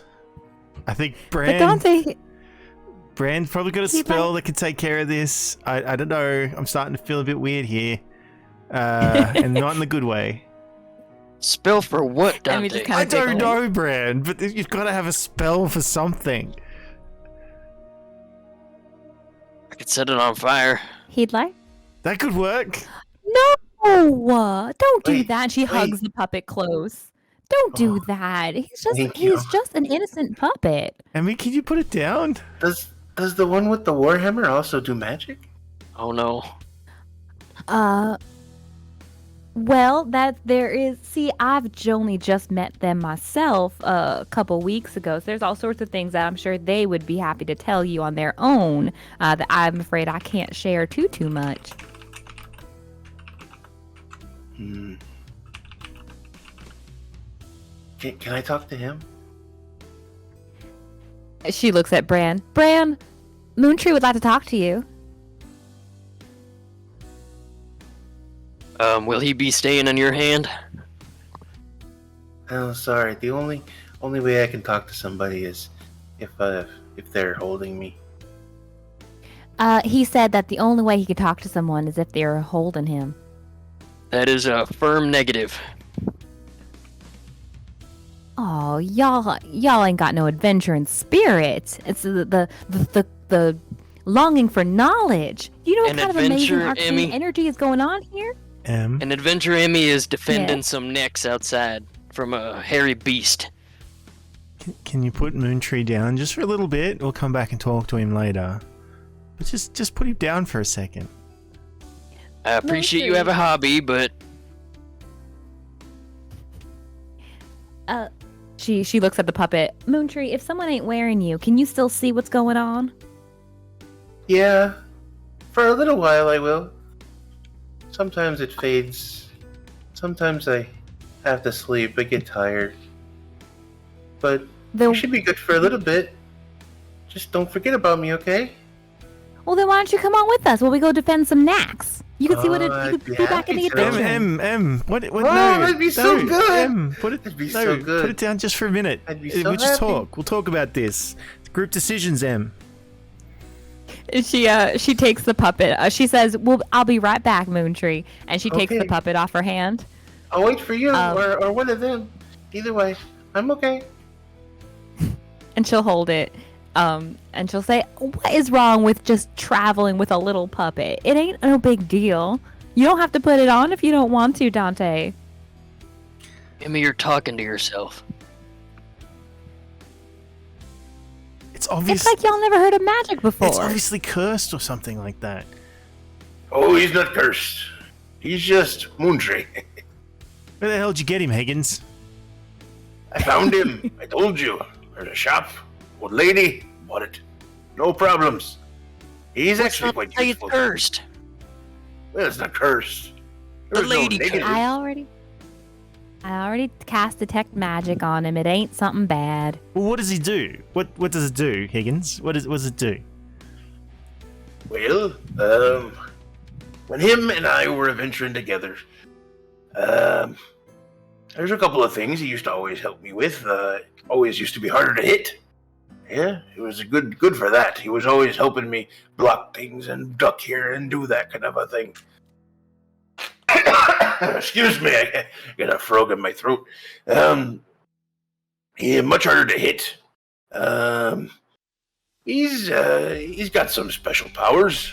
Yeah, a little bit of druid stuff going on there. It can actually help you turn into some things if you'd like. Yeah, I don't like talking about it. If it's really up to him. You just gotta have to promise to be his friend. And what happens if you're not his friend? He Well, won't talk to you. No, Yeah, he no. won't. Higgins, what happens if you're not his friend? if you're not his friend, then he talks to you. He's fine. But to be his friend, you have to be his friend to be able to access to be for him to be able to use his powers on you. And that's it. There's no. We're gonna need he's obviously cursed Emmy. Bran, You are Fix missing it. a hand, so You're missing a hand. that's why I think we're wondering if there's any connection between. Did he take your hand, or did you No. lose your hand in connection to him? Hey, that's an interesting story. Roll a persuasion check. Oh, seriously. Brad, Emmy is so close to just saying, Cast the spell, line, Brad. man. Cast So Brand- Brandon's close just- to it. Brandon's just Then- rubbing his arm. The This best I doesn't can sit say well is we with had me. just a disagreement. There was a disagreement, and It's a 10, Saoirse. yes, my hand was. It's just I don't want to get into it. It's the whole thing. If you're nice to him and adventuring and having fun, you shouldn't have any problems. I didn't for a long, long time. I think. And now look at me. I've settled down. We're all good. I think Saoirse has. Can- Sorry, go. Oh no, sorry. I was just gonna ask if I could roll an insight check on that, on his reply. Yeah, go ahead. Counter. Well, while he's doing that, Dante's just like, Saoirse's hit the nail on the head right now. Did you lose your hand because of Moontree? You didn't say yes or no. Did you lose it because of Moontree? So Bran, with your 25 insights, Oh my God. you would have. Everything he said was truthful. He is definitely avoiding telling the full story of what happened, but he's definitely truthful. Dante, with your direct question of like that, roll a persuasion check. My first one of the night. I don't like it. Here we go. Oh, you're kidding. Hey, Well, wait. Did that We work? can do a. wait, where'd Wait, it go? it didn't go. It didn't show. You You can can do Oh, a I saw the old room. Oh, sorry. One second. persuasion. You can do a persuasion, or you can do intimidation, but you have to tell me what you're doing to show intimidation. Sorry, one second. One second. No, he's not going to intimidate. He doesn't feel the need to intimidate at the moment. Like that's not.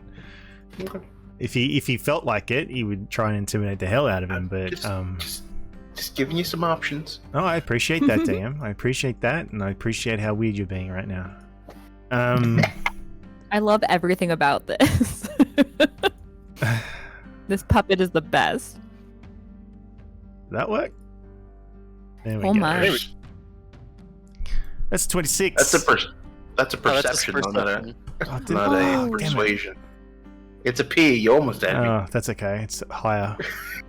Oh, 26 Oh. anyway. 26. I have an 11 plus 11 for persuasion.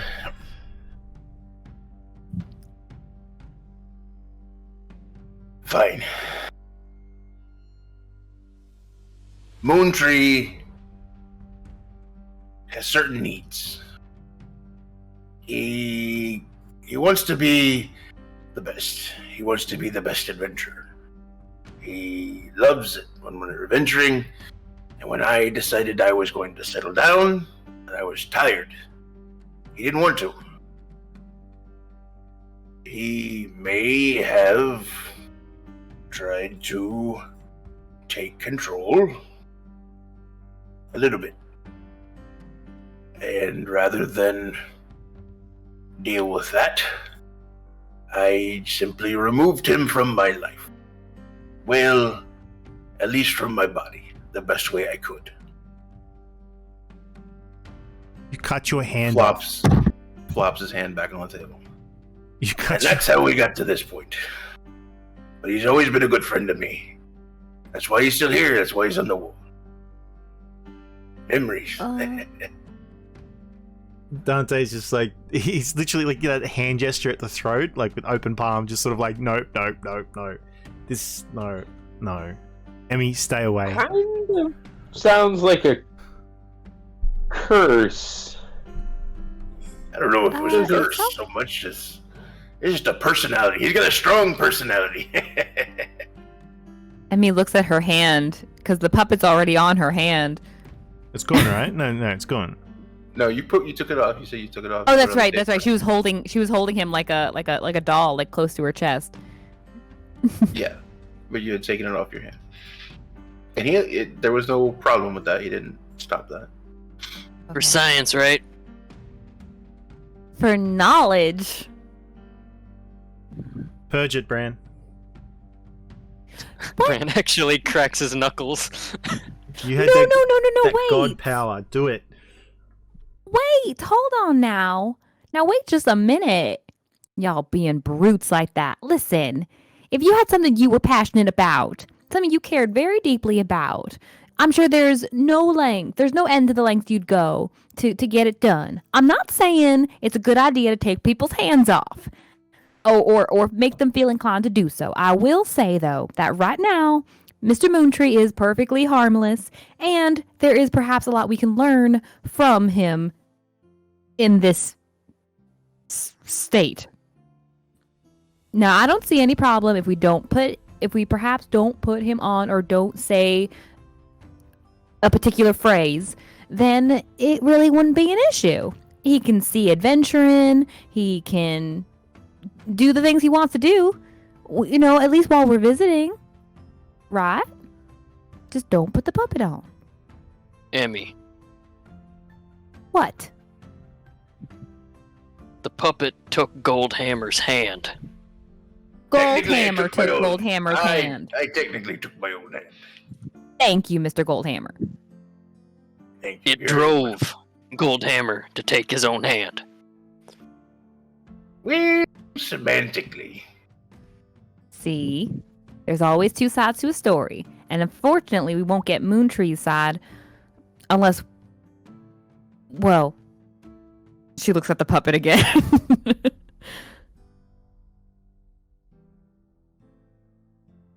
I stand firm with my stance that I do not trust this thing.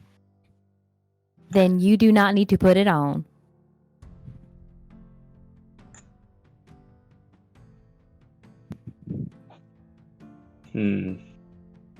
Now, don't we have some knacks we're supposed to be protected? Saoirse, Dante, what do you think? I remember being told a story as a child about giving a mouse a biscuit, but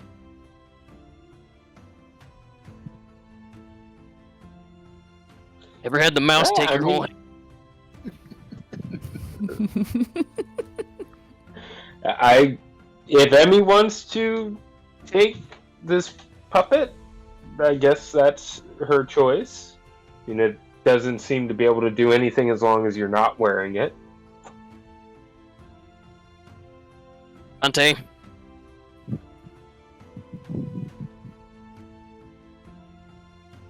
Sorry, I didn't realize I was muted. I'm feeling a little uncomfortable, not 100% certain that it's a good idea to bring something like that along with us, unless we're absolutely sure we can Attention, everyone. make certain that it isn't going to take somebody's hand. I will offer to keep my eye on him and my hand out of him. She looks back and forth between her hand and the puppet again. But you can't talk to it unless you have your hand in it, right? Yes, but he did say that for a little while. And it's not occurring to her how odd this sounds because for her she could hear it and they only heard the one-sided. It's not occurring to her. He did say, however, that for a little while after the hand is removed, he can still see a little bit. So I just wanted him to get the experience.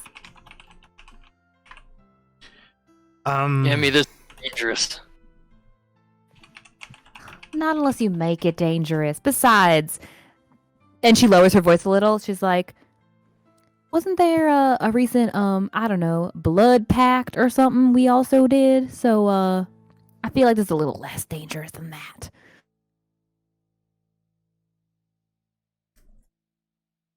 Fortress didn't try to take our hands. Moontree never tried to take my hand. Not yet.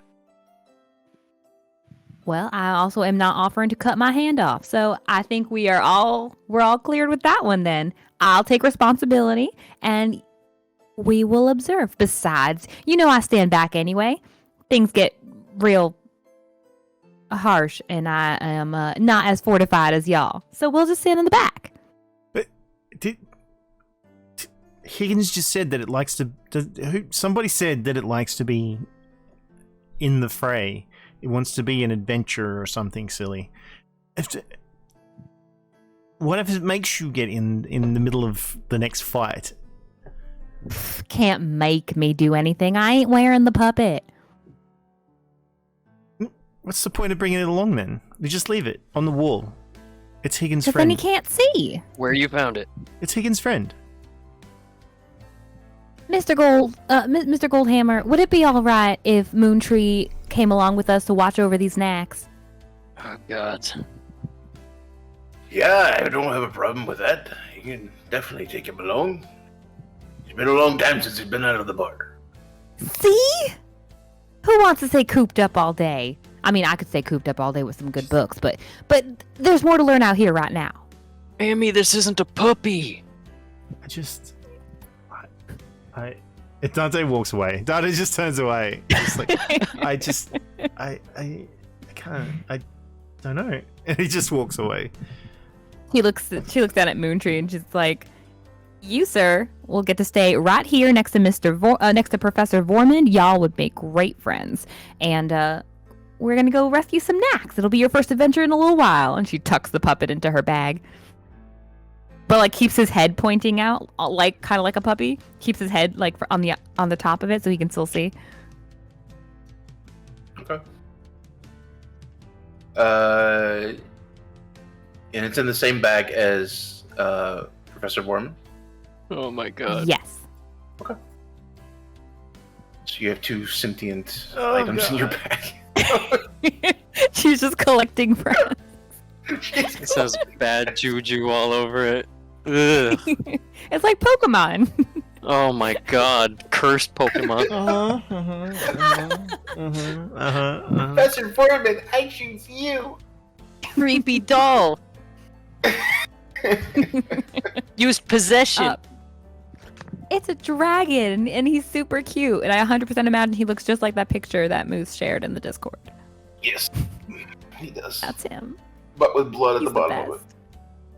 Ah, who hasn't seen a little blood? As long as you're willing to take full responsibility, Emmy. Clean up after. Absolutely. Including the consequences. Y'all are so morbid. Acting like Cam here, I haven't gotten no sleep. We'll be fine. And she goes back to eating her pancakes. Emmy, I'm from Patreon. The shit we got in Patreon. You'd understand. Right. Well, welcome to Amma. Makes me I'm wonder now why we got imagining- necromancy. I'm imagining Emmy taking a piece of pancake to the puppet. Here comes Oh, Choo-Choo. I was God. totally doing that. But where do you put it? In the mouthpiece or in the hole? Right, I don't know. She looks at it, she's thinking about it, and she's like, You're he's hol- gone this long. He probably doesn't need food. You hold it in your hand as you insert your hand into the puppet. See if it disappears or not. You pull it out and then the food is gone from the. Okay. No. Ooh, creeps, spooks, Nope. creeps and spooks. Nope. Do not But put he's that got on your your hand. hand. Put your hand has back in it. needs. Are you She's gonna not actually gonna feed the puppet because she's not sure how to go about it, and she doesn't want to be disrespectful to him. So she's gonna hold off on that. What else are you guys doing now? anything but stand near the puppet? Anything but stare at the puppet. So I'll say that you guys gotta break up a little bit after your conversations. Yeah, Dante's going away. He's leaving the inn for a while. He's going to go do some calisthenics and stuff and just run his frustrations off at what he saw. Okay. You go outside of the kind of town proper, and you know we're getting into more of a timber laden area, so it's a lot more trees than when you guys first started your trip. So you can definitely find a tree to start doing some pull-ups and some nice aerobic activities.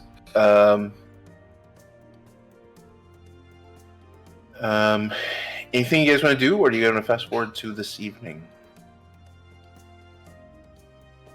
I thought we were gonna handle. I don't know where the knacks Yeah. are. I guess exactly. I Yeah, thought that you was guys our wanna, plan for that's the what day. I was saying, was until you guys head out for the next. Yeah, we leave Oh. before like it's only a mile away, so we leave a couple of hours before night falls. Yeah.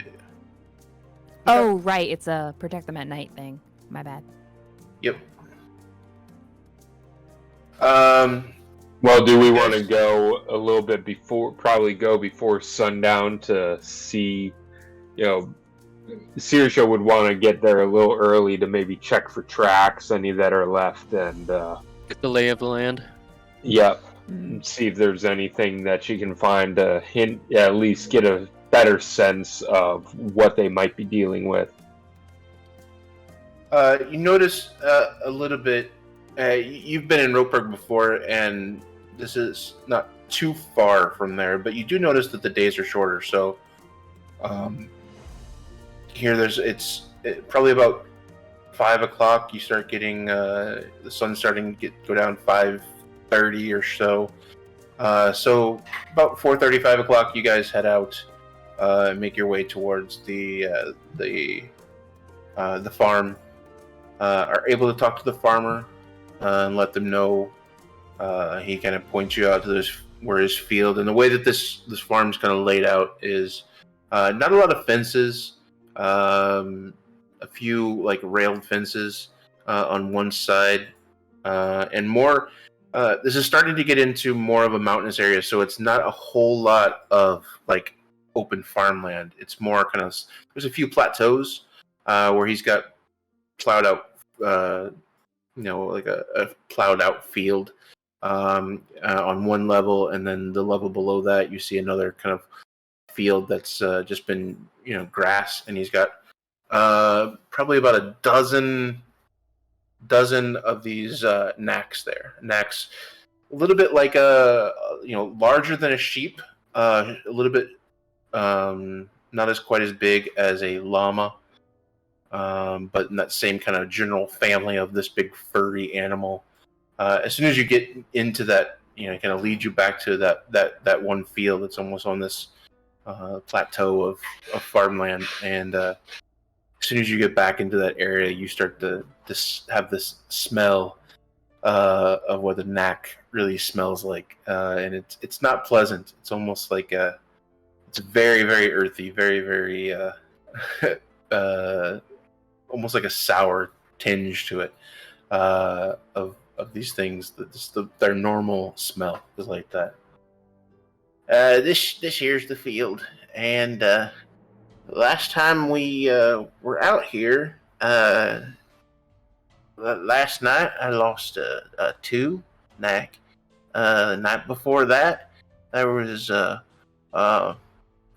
one knack that was had a big old gash across his chest, and 2 more, no, 3 more that was just taken flat out. Something was here. I came out and I saw just a flash of something running across the field. But that's about as far as I could see.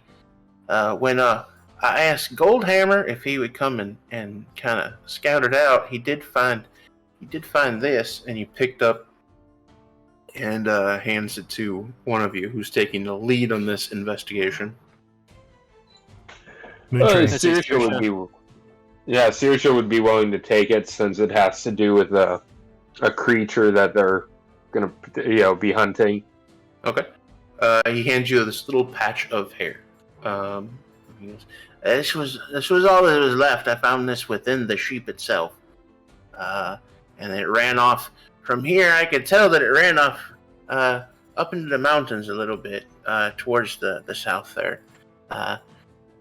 But I don't know how far or where at. And Goldhammer went and searched, but he didn't find anything. So yeah, Sirsha would take the fur, and she'd be looking at it in the best light that she can get, and she'll actually bring it up to her face and sniff it, try and get she'll actually smell this mangy fur. to see if she can get a sense of what it might be.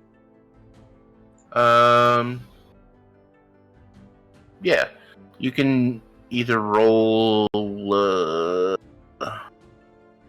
I guess you could roll a survival, or what else would that be? Survival sounds cool. Yeah, I'd be willing to take survival or perception, nature. Yeah, whatever. You can do Yeah, a whatever. check. Nature or investigate, or nature or survival, whichever one you want. I will take survival because I imagine whatever she's probably trying to think of things that she's had to protect herself and the owl bears against back in her forest. Nope. I am not getting any good rolls Is that today. a natural one? That was a natural one. I imagine she goes, oh God, that reeks. Yeah, and you're able to take a sniff at it. A natural one, but still a 7. So you can tell that this is some sort of. I mean, you can tell it's animal fur. You don't have a clear. If it's. It doesn't seem like bear. It does seem something else. It seems longer, but you can't really tell if it's wolf or anything specific as to what it could be. Are there any tracks around where the farmer's been showing them? You can definitely take a look. Make a Yeah. So I will say you have survival, nature, and investigation. You use your survival, so you use nature or investigation. I'll shoot for investigation this time. It's not that big of a difference. 12 is better than a nat 1. Yeah. You do kind of look around, and you find tracks, but you also find that whatever tracks you think you find have been either not plowed over, but at least walked through. You take a quick look around, and you notice that the farmer's boots are completely covered in mud. And between the rain over the past couple of days, and it looks like he's been doing something within the fields.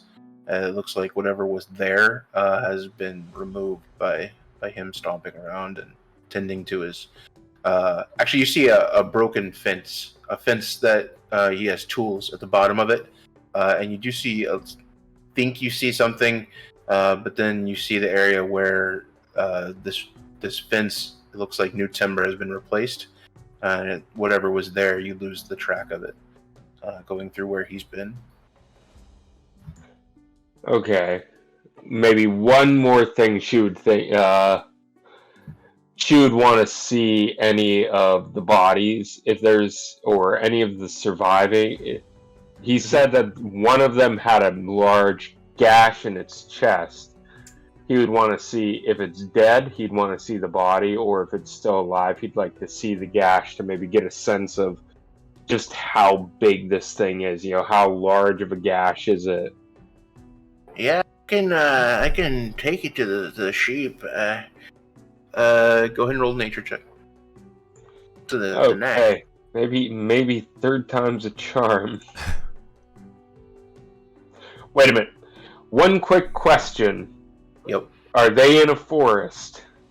Does this qualify as forest? I would say this. Let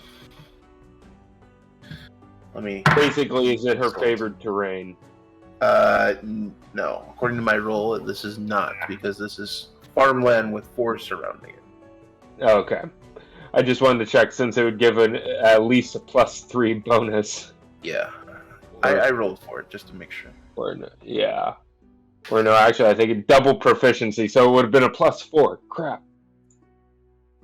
I just lost it. Here we go. Nature. 14. Slowly moving on up. Your bonuses get less, but your rolls get more. Yeah. Yeah, you take a look at this knack, and he's got it kind of pushed. He's got it strung up, and he takes you to a side attached to his house. He's got this barn that he's got, and you take a look at it. You can tell that there's a deep laceration around the neck and to the leg. This is obviously the knack is dead. It looks like it was critically wounded. You can definitely tell that there's a large gash between the neck area, right below the chin, the head, all the way through, and like kind of swiped across. And you can tell that there was some sort of claw of some sort that kind of slashed at the front of this thing. He says that's where that slash right there is where I was able to pull out the fibers, the hairs. But yeah, I sheared him, got what I could from it. Tomorrow I have the butcher coming to kind of take care of the rest of the carcass. And you said you caught a glimpse of whatever it may have been?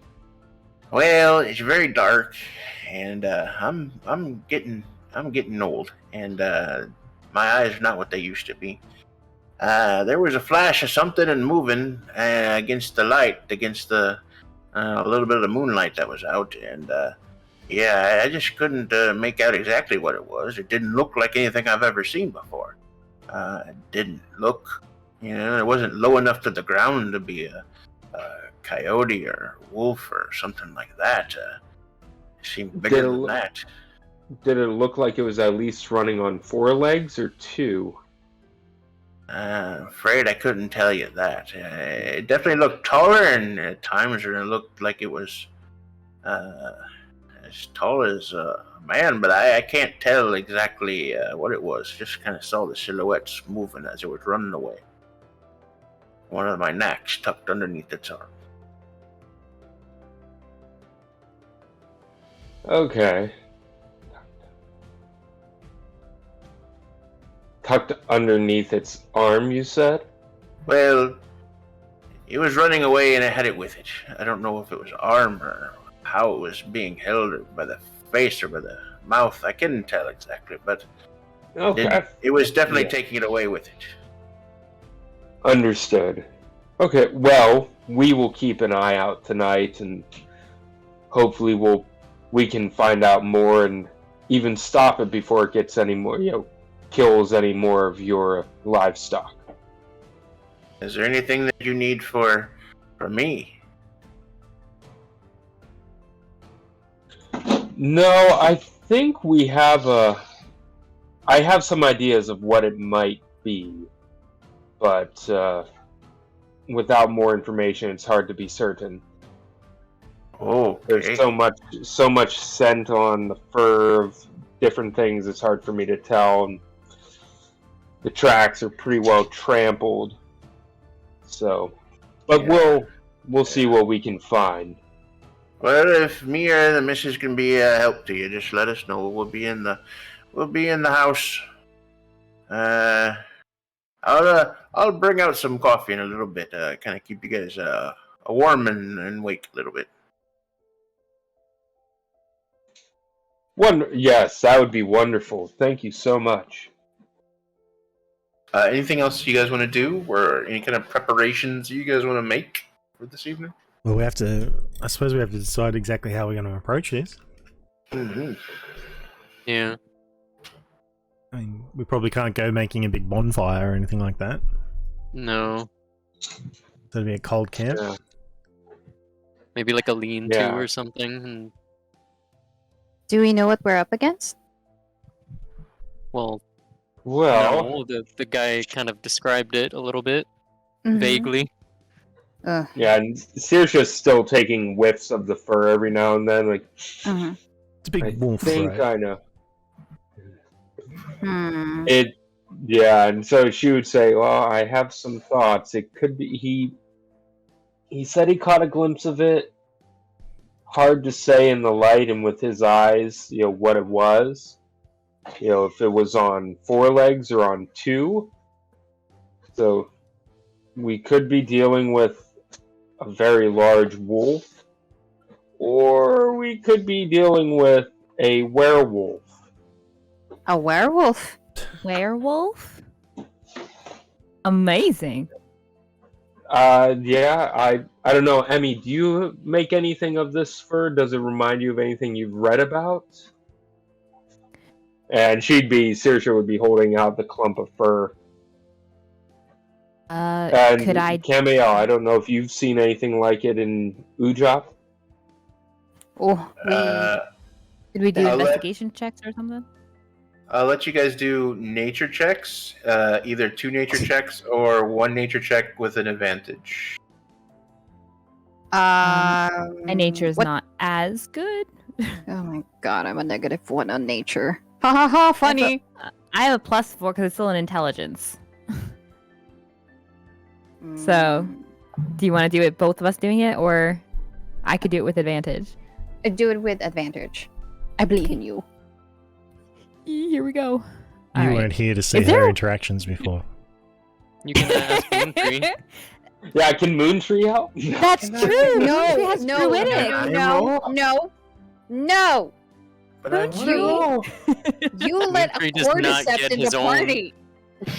Moontree does not get his own character sheet. The moment Moontree gets a character How do sheet, you- I'm how do out of you- this. how I'm do out of you this know campaign. that Moontree doesn't already have a character sheet. No, I'm out of this campaign. I'm sorry, guys. I'll see you whenever.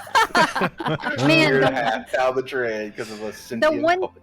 The one time I'm not around because I have to feed puppies, crazy shit happens. Why? Well, I let mean, me tell you something, Camille. If you want, you could watch the VOD. Fuck. You can watch it on Ooh. YouTube. Ding. Stop playing it right now and go back and check it out. That's true. Oh, Moontree goddammit. does. Unless someone else mentions it, I think. I don't think Emmy was thinking about it.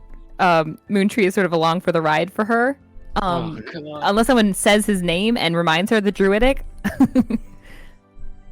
Just roll with Otherwise- advantage.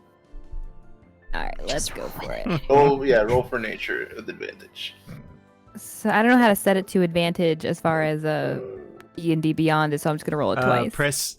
Oh, When it says public roll, and then the next one it'll say roll once, you can drag down it or you can drop down to roll with advantage. did you say I only D&D see the Beyond? B. Yeah. Yeah. So No, what when do when you click it, it pops up. it doesn't for me. No, I just see the B. Just press Shift, just Oh, whoops. and you'll see the Right. plus sign. Or you press Control, and you'll see a negative sign, and that's your Is your- plus or advantage. is your nature the same as your perception? Is it a +5? Oh no. I don't know why I hit that. That was weird. I have no idea why I did I did the that. same thing. I think we're so used to perception rolls. Okay, nature. 1 Yeah, I do a lot and of 2. perception. It's a +4. 17. So 17. 17 with advantage 17. I would say with a 17, you definitely can tell that this is something. It's wolf-like. You don't know specifically what it is, but it seems somewhat wolf-like. You can't tell exactly what it is. There's different types of wolves. There's different types of creatures similar to that, but it's definitely in that canine kind of line of animals. So it dog. Yeah, she'll share as much. She's like, my expertise tends to fall into arcane and such, not so much animals, but or animals that have the arcane, which can be very cool. But best I can tell you is that we got ourselves a pup.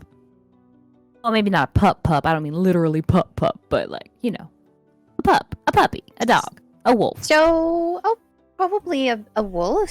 Yeah. Direwolf. Yeah. It was pretty big. Oh. How cool if it were a Yeah. werewolf, though. Oh my.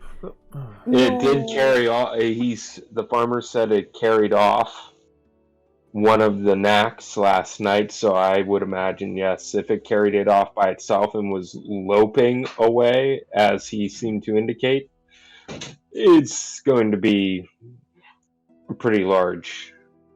Okay, so just out of character, how big are these knacks?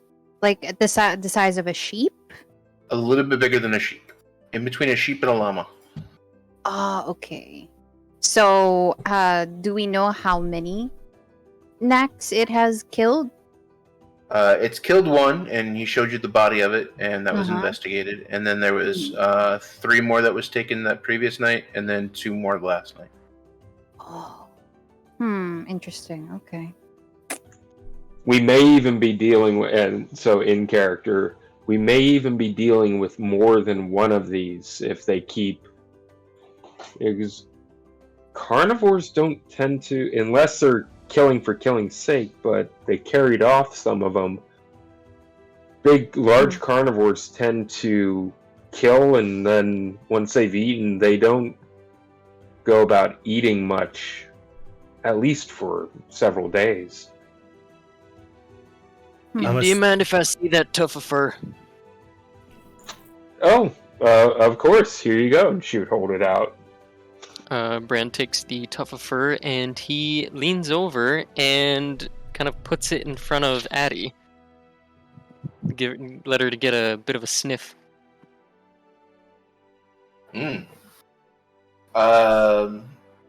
Okay. She definitely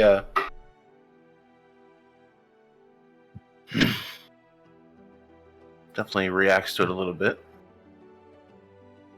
Because if needed, what I'm trying to do here is maybe Addie could lead us in the direction of where the thing went. Because Addie has advantage on perception checks involving sniffing. I think that's the technical term used in sniffing. Yes. Sniffing.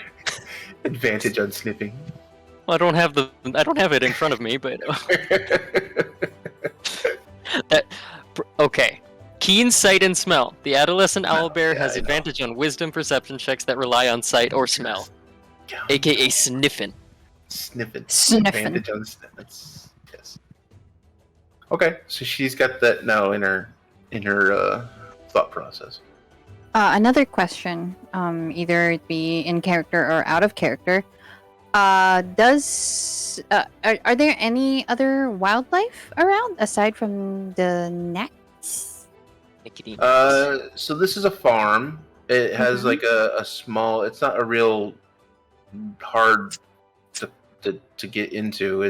There's a fence line, but it's just like a railed fence, just so that they don't wander away. And then above that, it's almost like terraced fields. And the bottom terrace is where these 20 or so remaining knacks are, and then above this is a field, a planted field. So it's basically just knacks. Outside in the field, there's no other animals. Yeah, present. away from this area, you do get a little bit of wildlife. As far as there's a little bit of timberline, a little bit of rocks, rolling hills, that kind of stuff. Definitely not in a forest, but it's getting to like the foothills of the mountains, so it's a little bit more rugged terrain, a little bit of trees here and there. Not so much architectural or not so much agricultural as like Central Alma is. Okay, so basically, I was asking that question because maybe this animal does have a specific taste for knacks.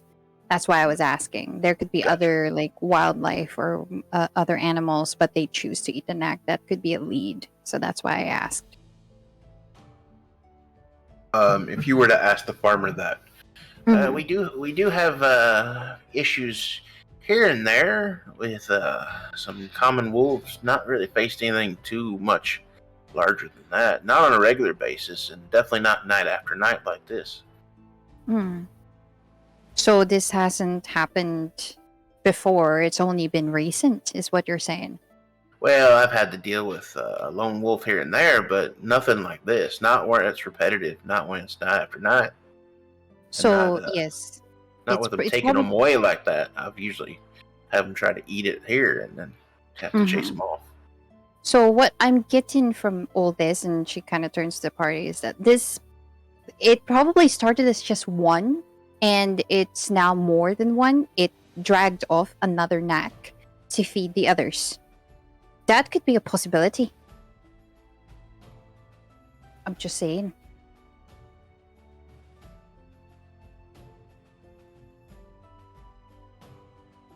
let's. I suppose if we wait and see what happens tonight, if nothing happens, then we see if we can, like, Saoirse hopefully can find a trail, and we follow it and try and observe or scout it out. Why a trail? Why not a trap? Well, if we can find out where it lives, then we'll find out whether there are more than one. Yeah. And give us a little bit of intel, a little information. It's hard. And it could lead us back.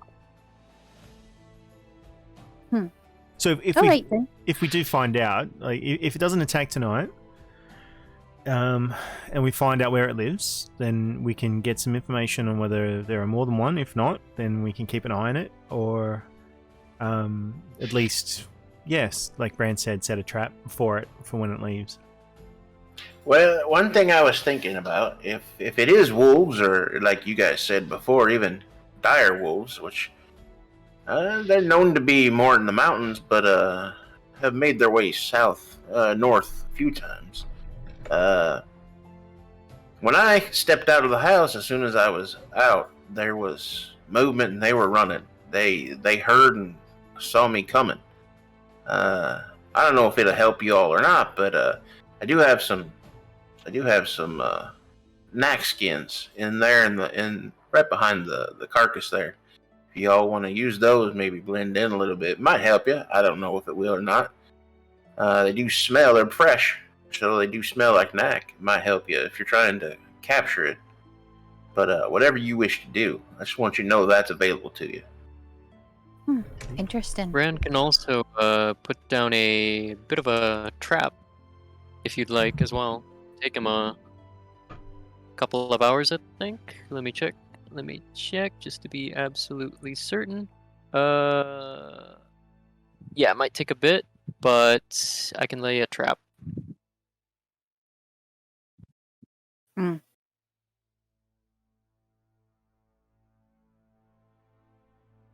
Yeah, and Saoirse would be able to set up a couple of snares using the snare. It's an 8-hour spell.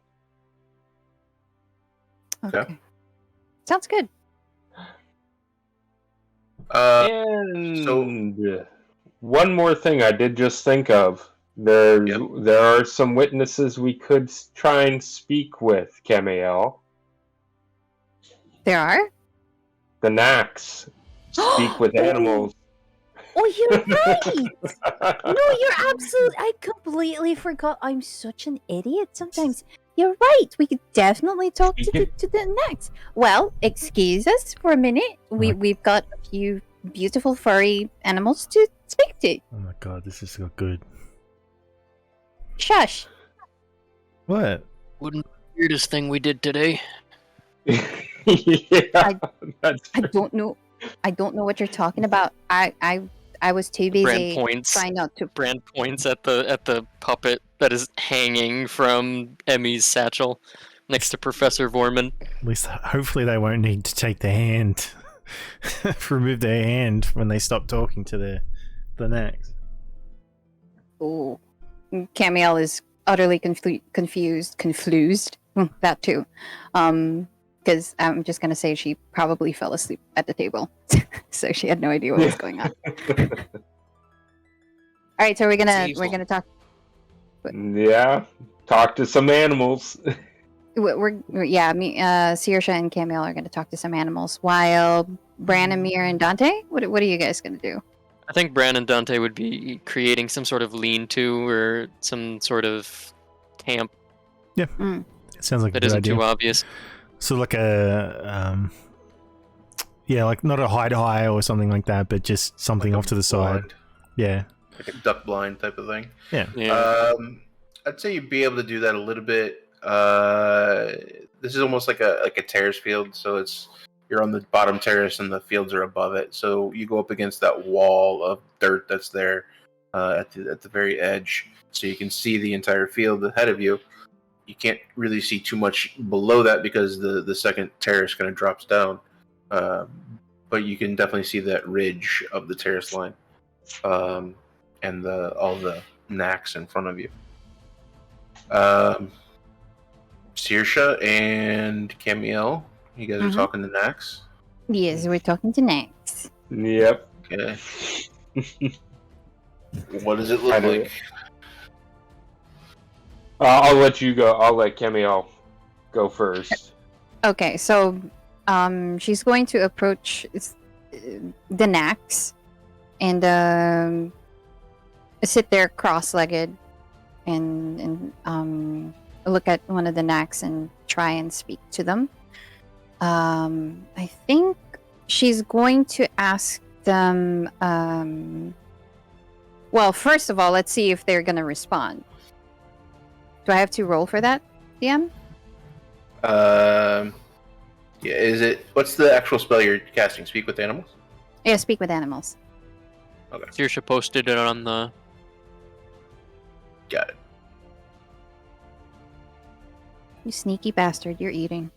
How dare you? No, I'm not. Okay.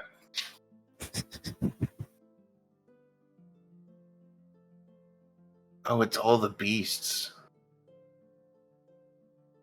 Oh, I always thought it was like one single. No. Verbally communicate with beast for the duration. Okay. Okay, so, Camiel, you sit down in the middle of this field, and you cast Speak to Animals. And what do you ask?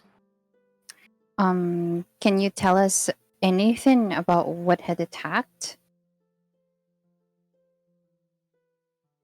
As these knacks are kind of circling away from you, not used to having a human, especially, or you, in their space.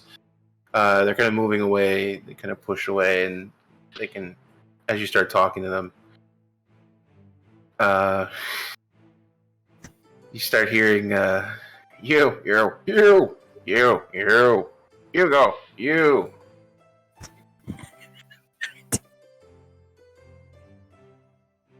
I'm not gonna hurt you. I only want to talk. We're here to help. So you come in as well? You sit down? Yeah, I think, or she'd be crouching down beside. Okay. And maybe slightly behind Camiel, letting Camiel lead this. But you would just chime in that, we're here to help. Both of you roll animal handling checks with advantage. Okay. Oh dear. Come on, baby.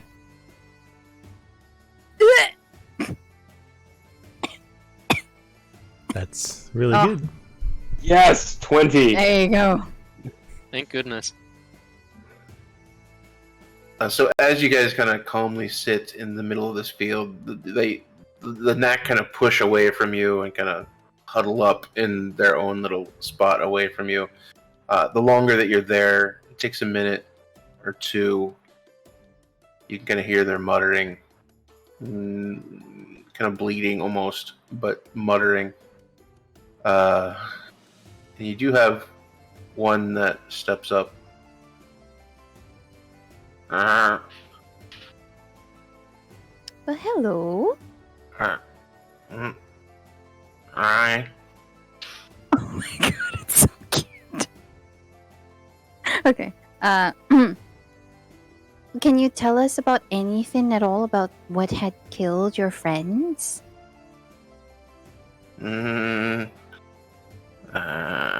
Big. Bad. Dark. Wolf.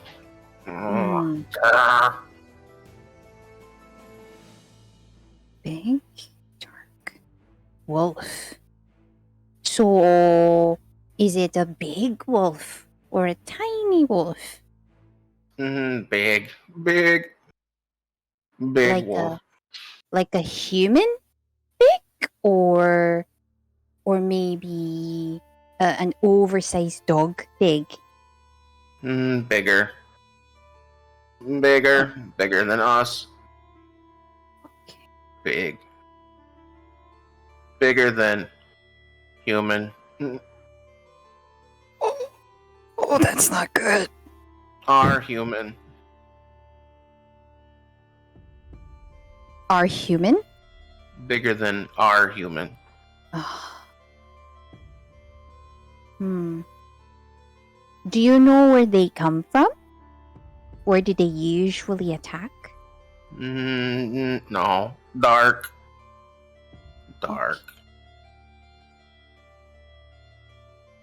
She looks at Saoirse. Do you have any questions?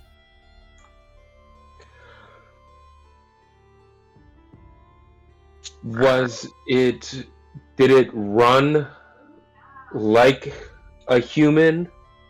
And should be kind of, on two legs? Or did it run like you or like a dog on four legs? Both.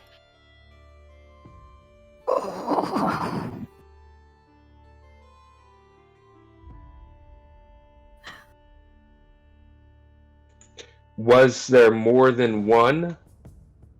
Or was there only one, or was there a pack of them? One. Only one. Came back.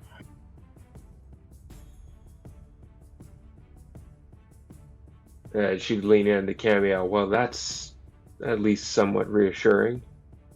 Yeah, but it's bigger. Bigger than a human? Bigger than our human. Do you think we've got everything we need?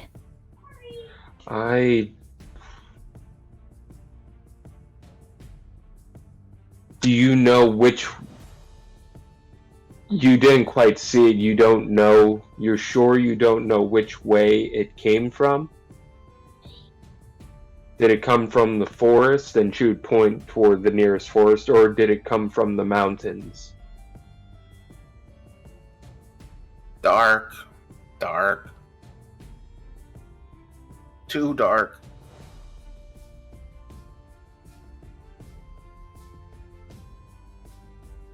Just lets out a big fart. Rips one. Take that as the conversation is, yeah. Well, I don't have any more questions. I don't know if Cameo, you can think of anything. Eat. Of course. Yes, we'll let you go eat.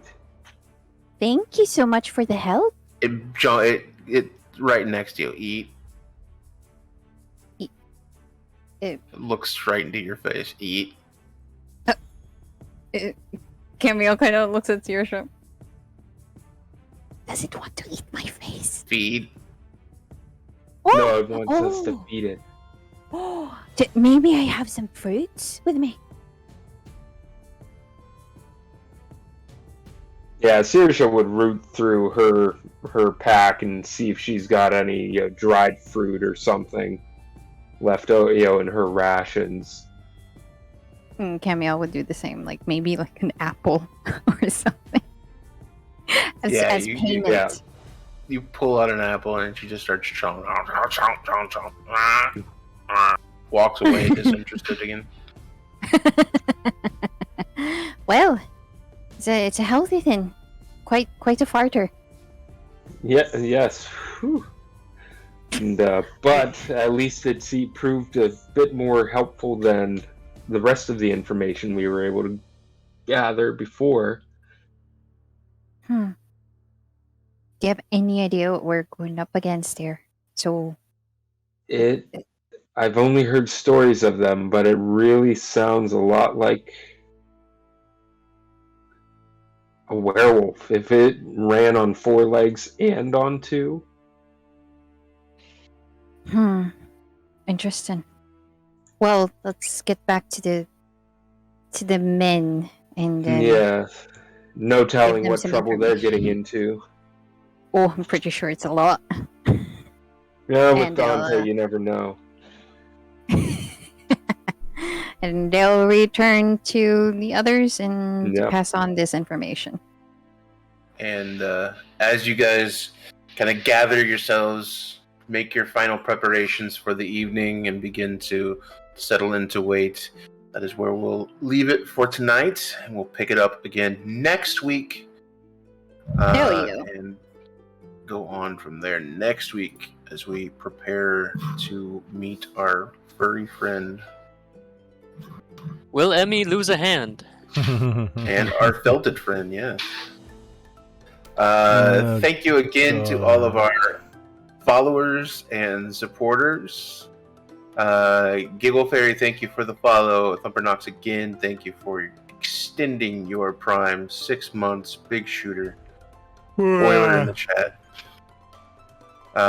If you missed any part of this episode, the VOD is available immediately on Twitch, but they will not stay there forever. If you want to catch up on any of our previous episodes on the campaign, the link is link to our YouTube is below. Search Black Dragon RP and look for our big Dragon Eye logo. Last thing before we go, I want to take a moment and shout out to our players. The info box below will have some of their links. Go and check out these wonderful people. Some of them have links to their Twitter account, like RPG Theologian, who is Rob, who plays Saoirse. The Relentless Hunter, Aaron, who plays Branimir. Some who streams on Twitch, like Thumpernox Ryan, who plays Dante. Yumi Segura, Tony, who plays Camiel. And Brenna, who plays Amivi on the Bryn and streams on the Bryn Nailed It channel. I am Brad. I'm also known as Monocle Moose on all platforms. Go check all of us out, please, on the info boxes below. Click the links and say hi to us there. This wraps up this episode from us. Thank you very much for being here. We will see you again next week. Same time, same Twitch channel. We love you very much, and goodbye. Bye. Bye, guys. Hey, everybody.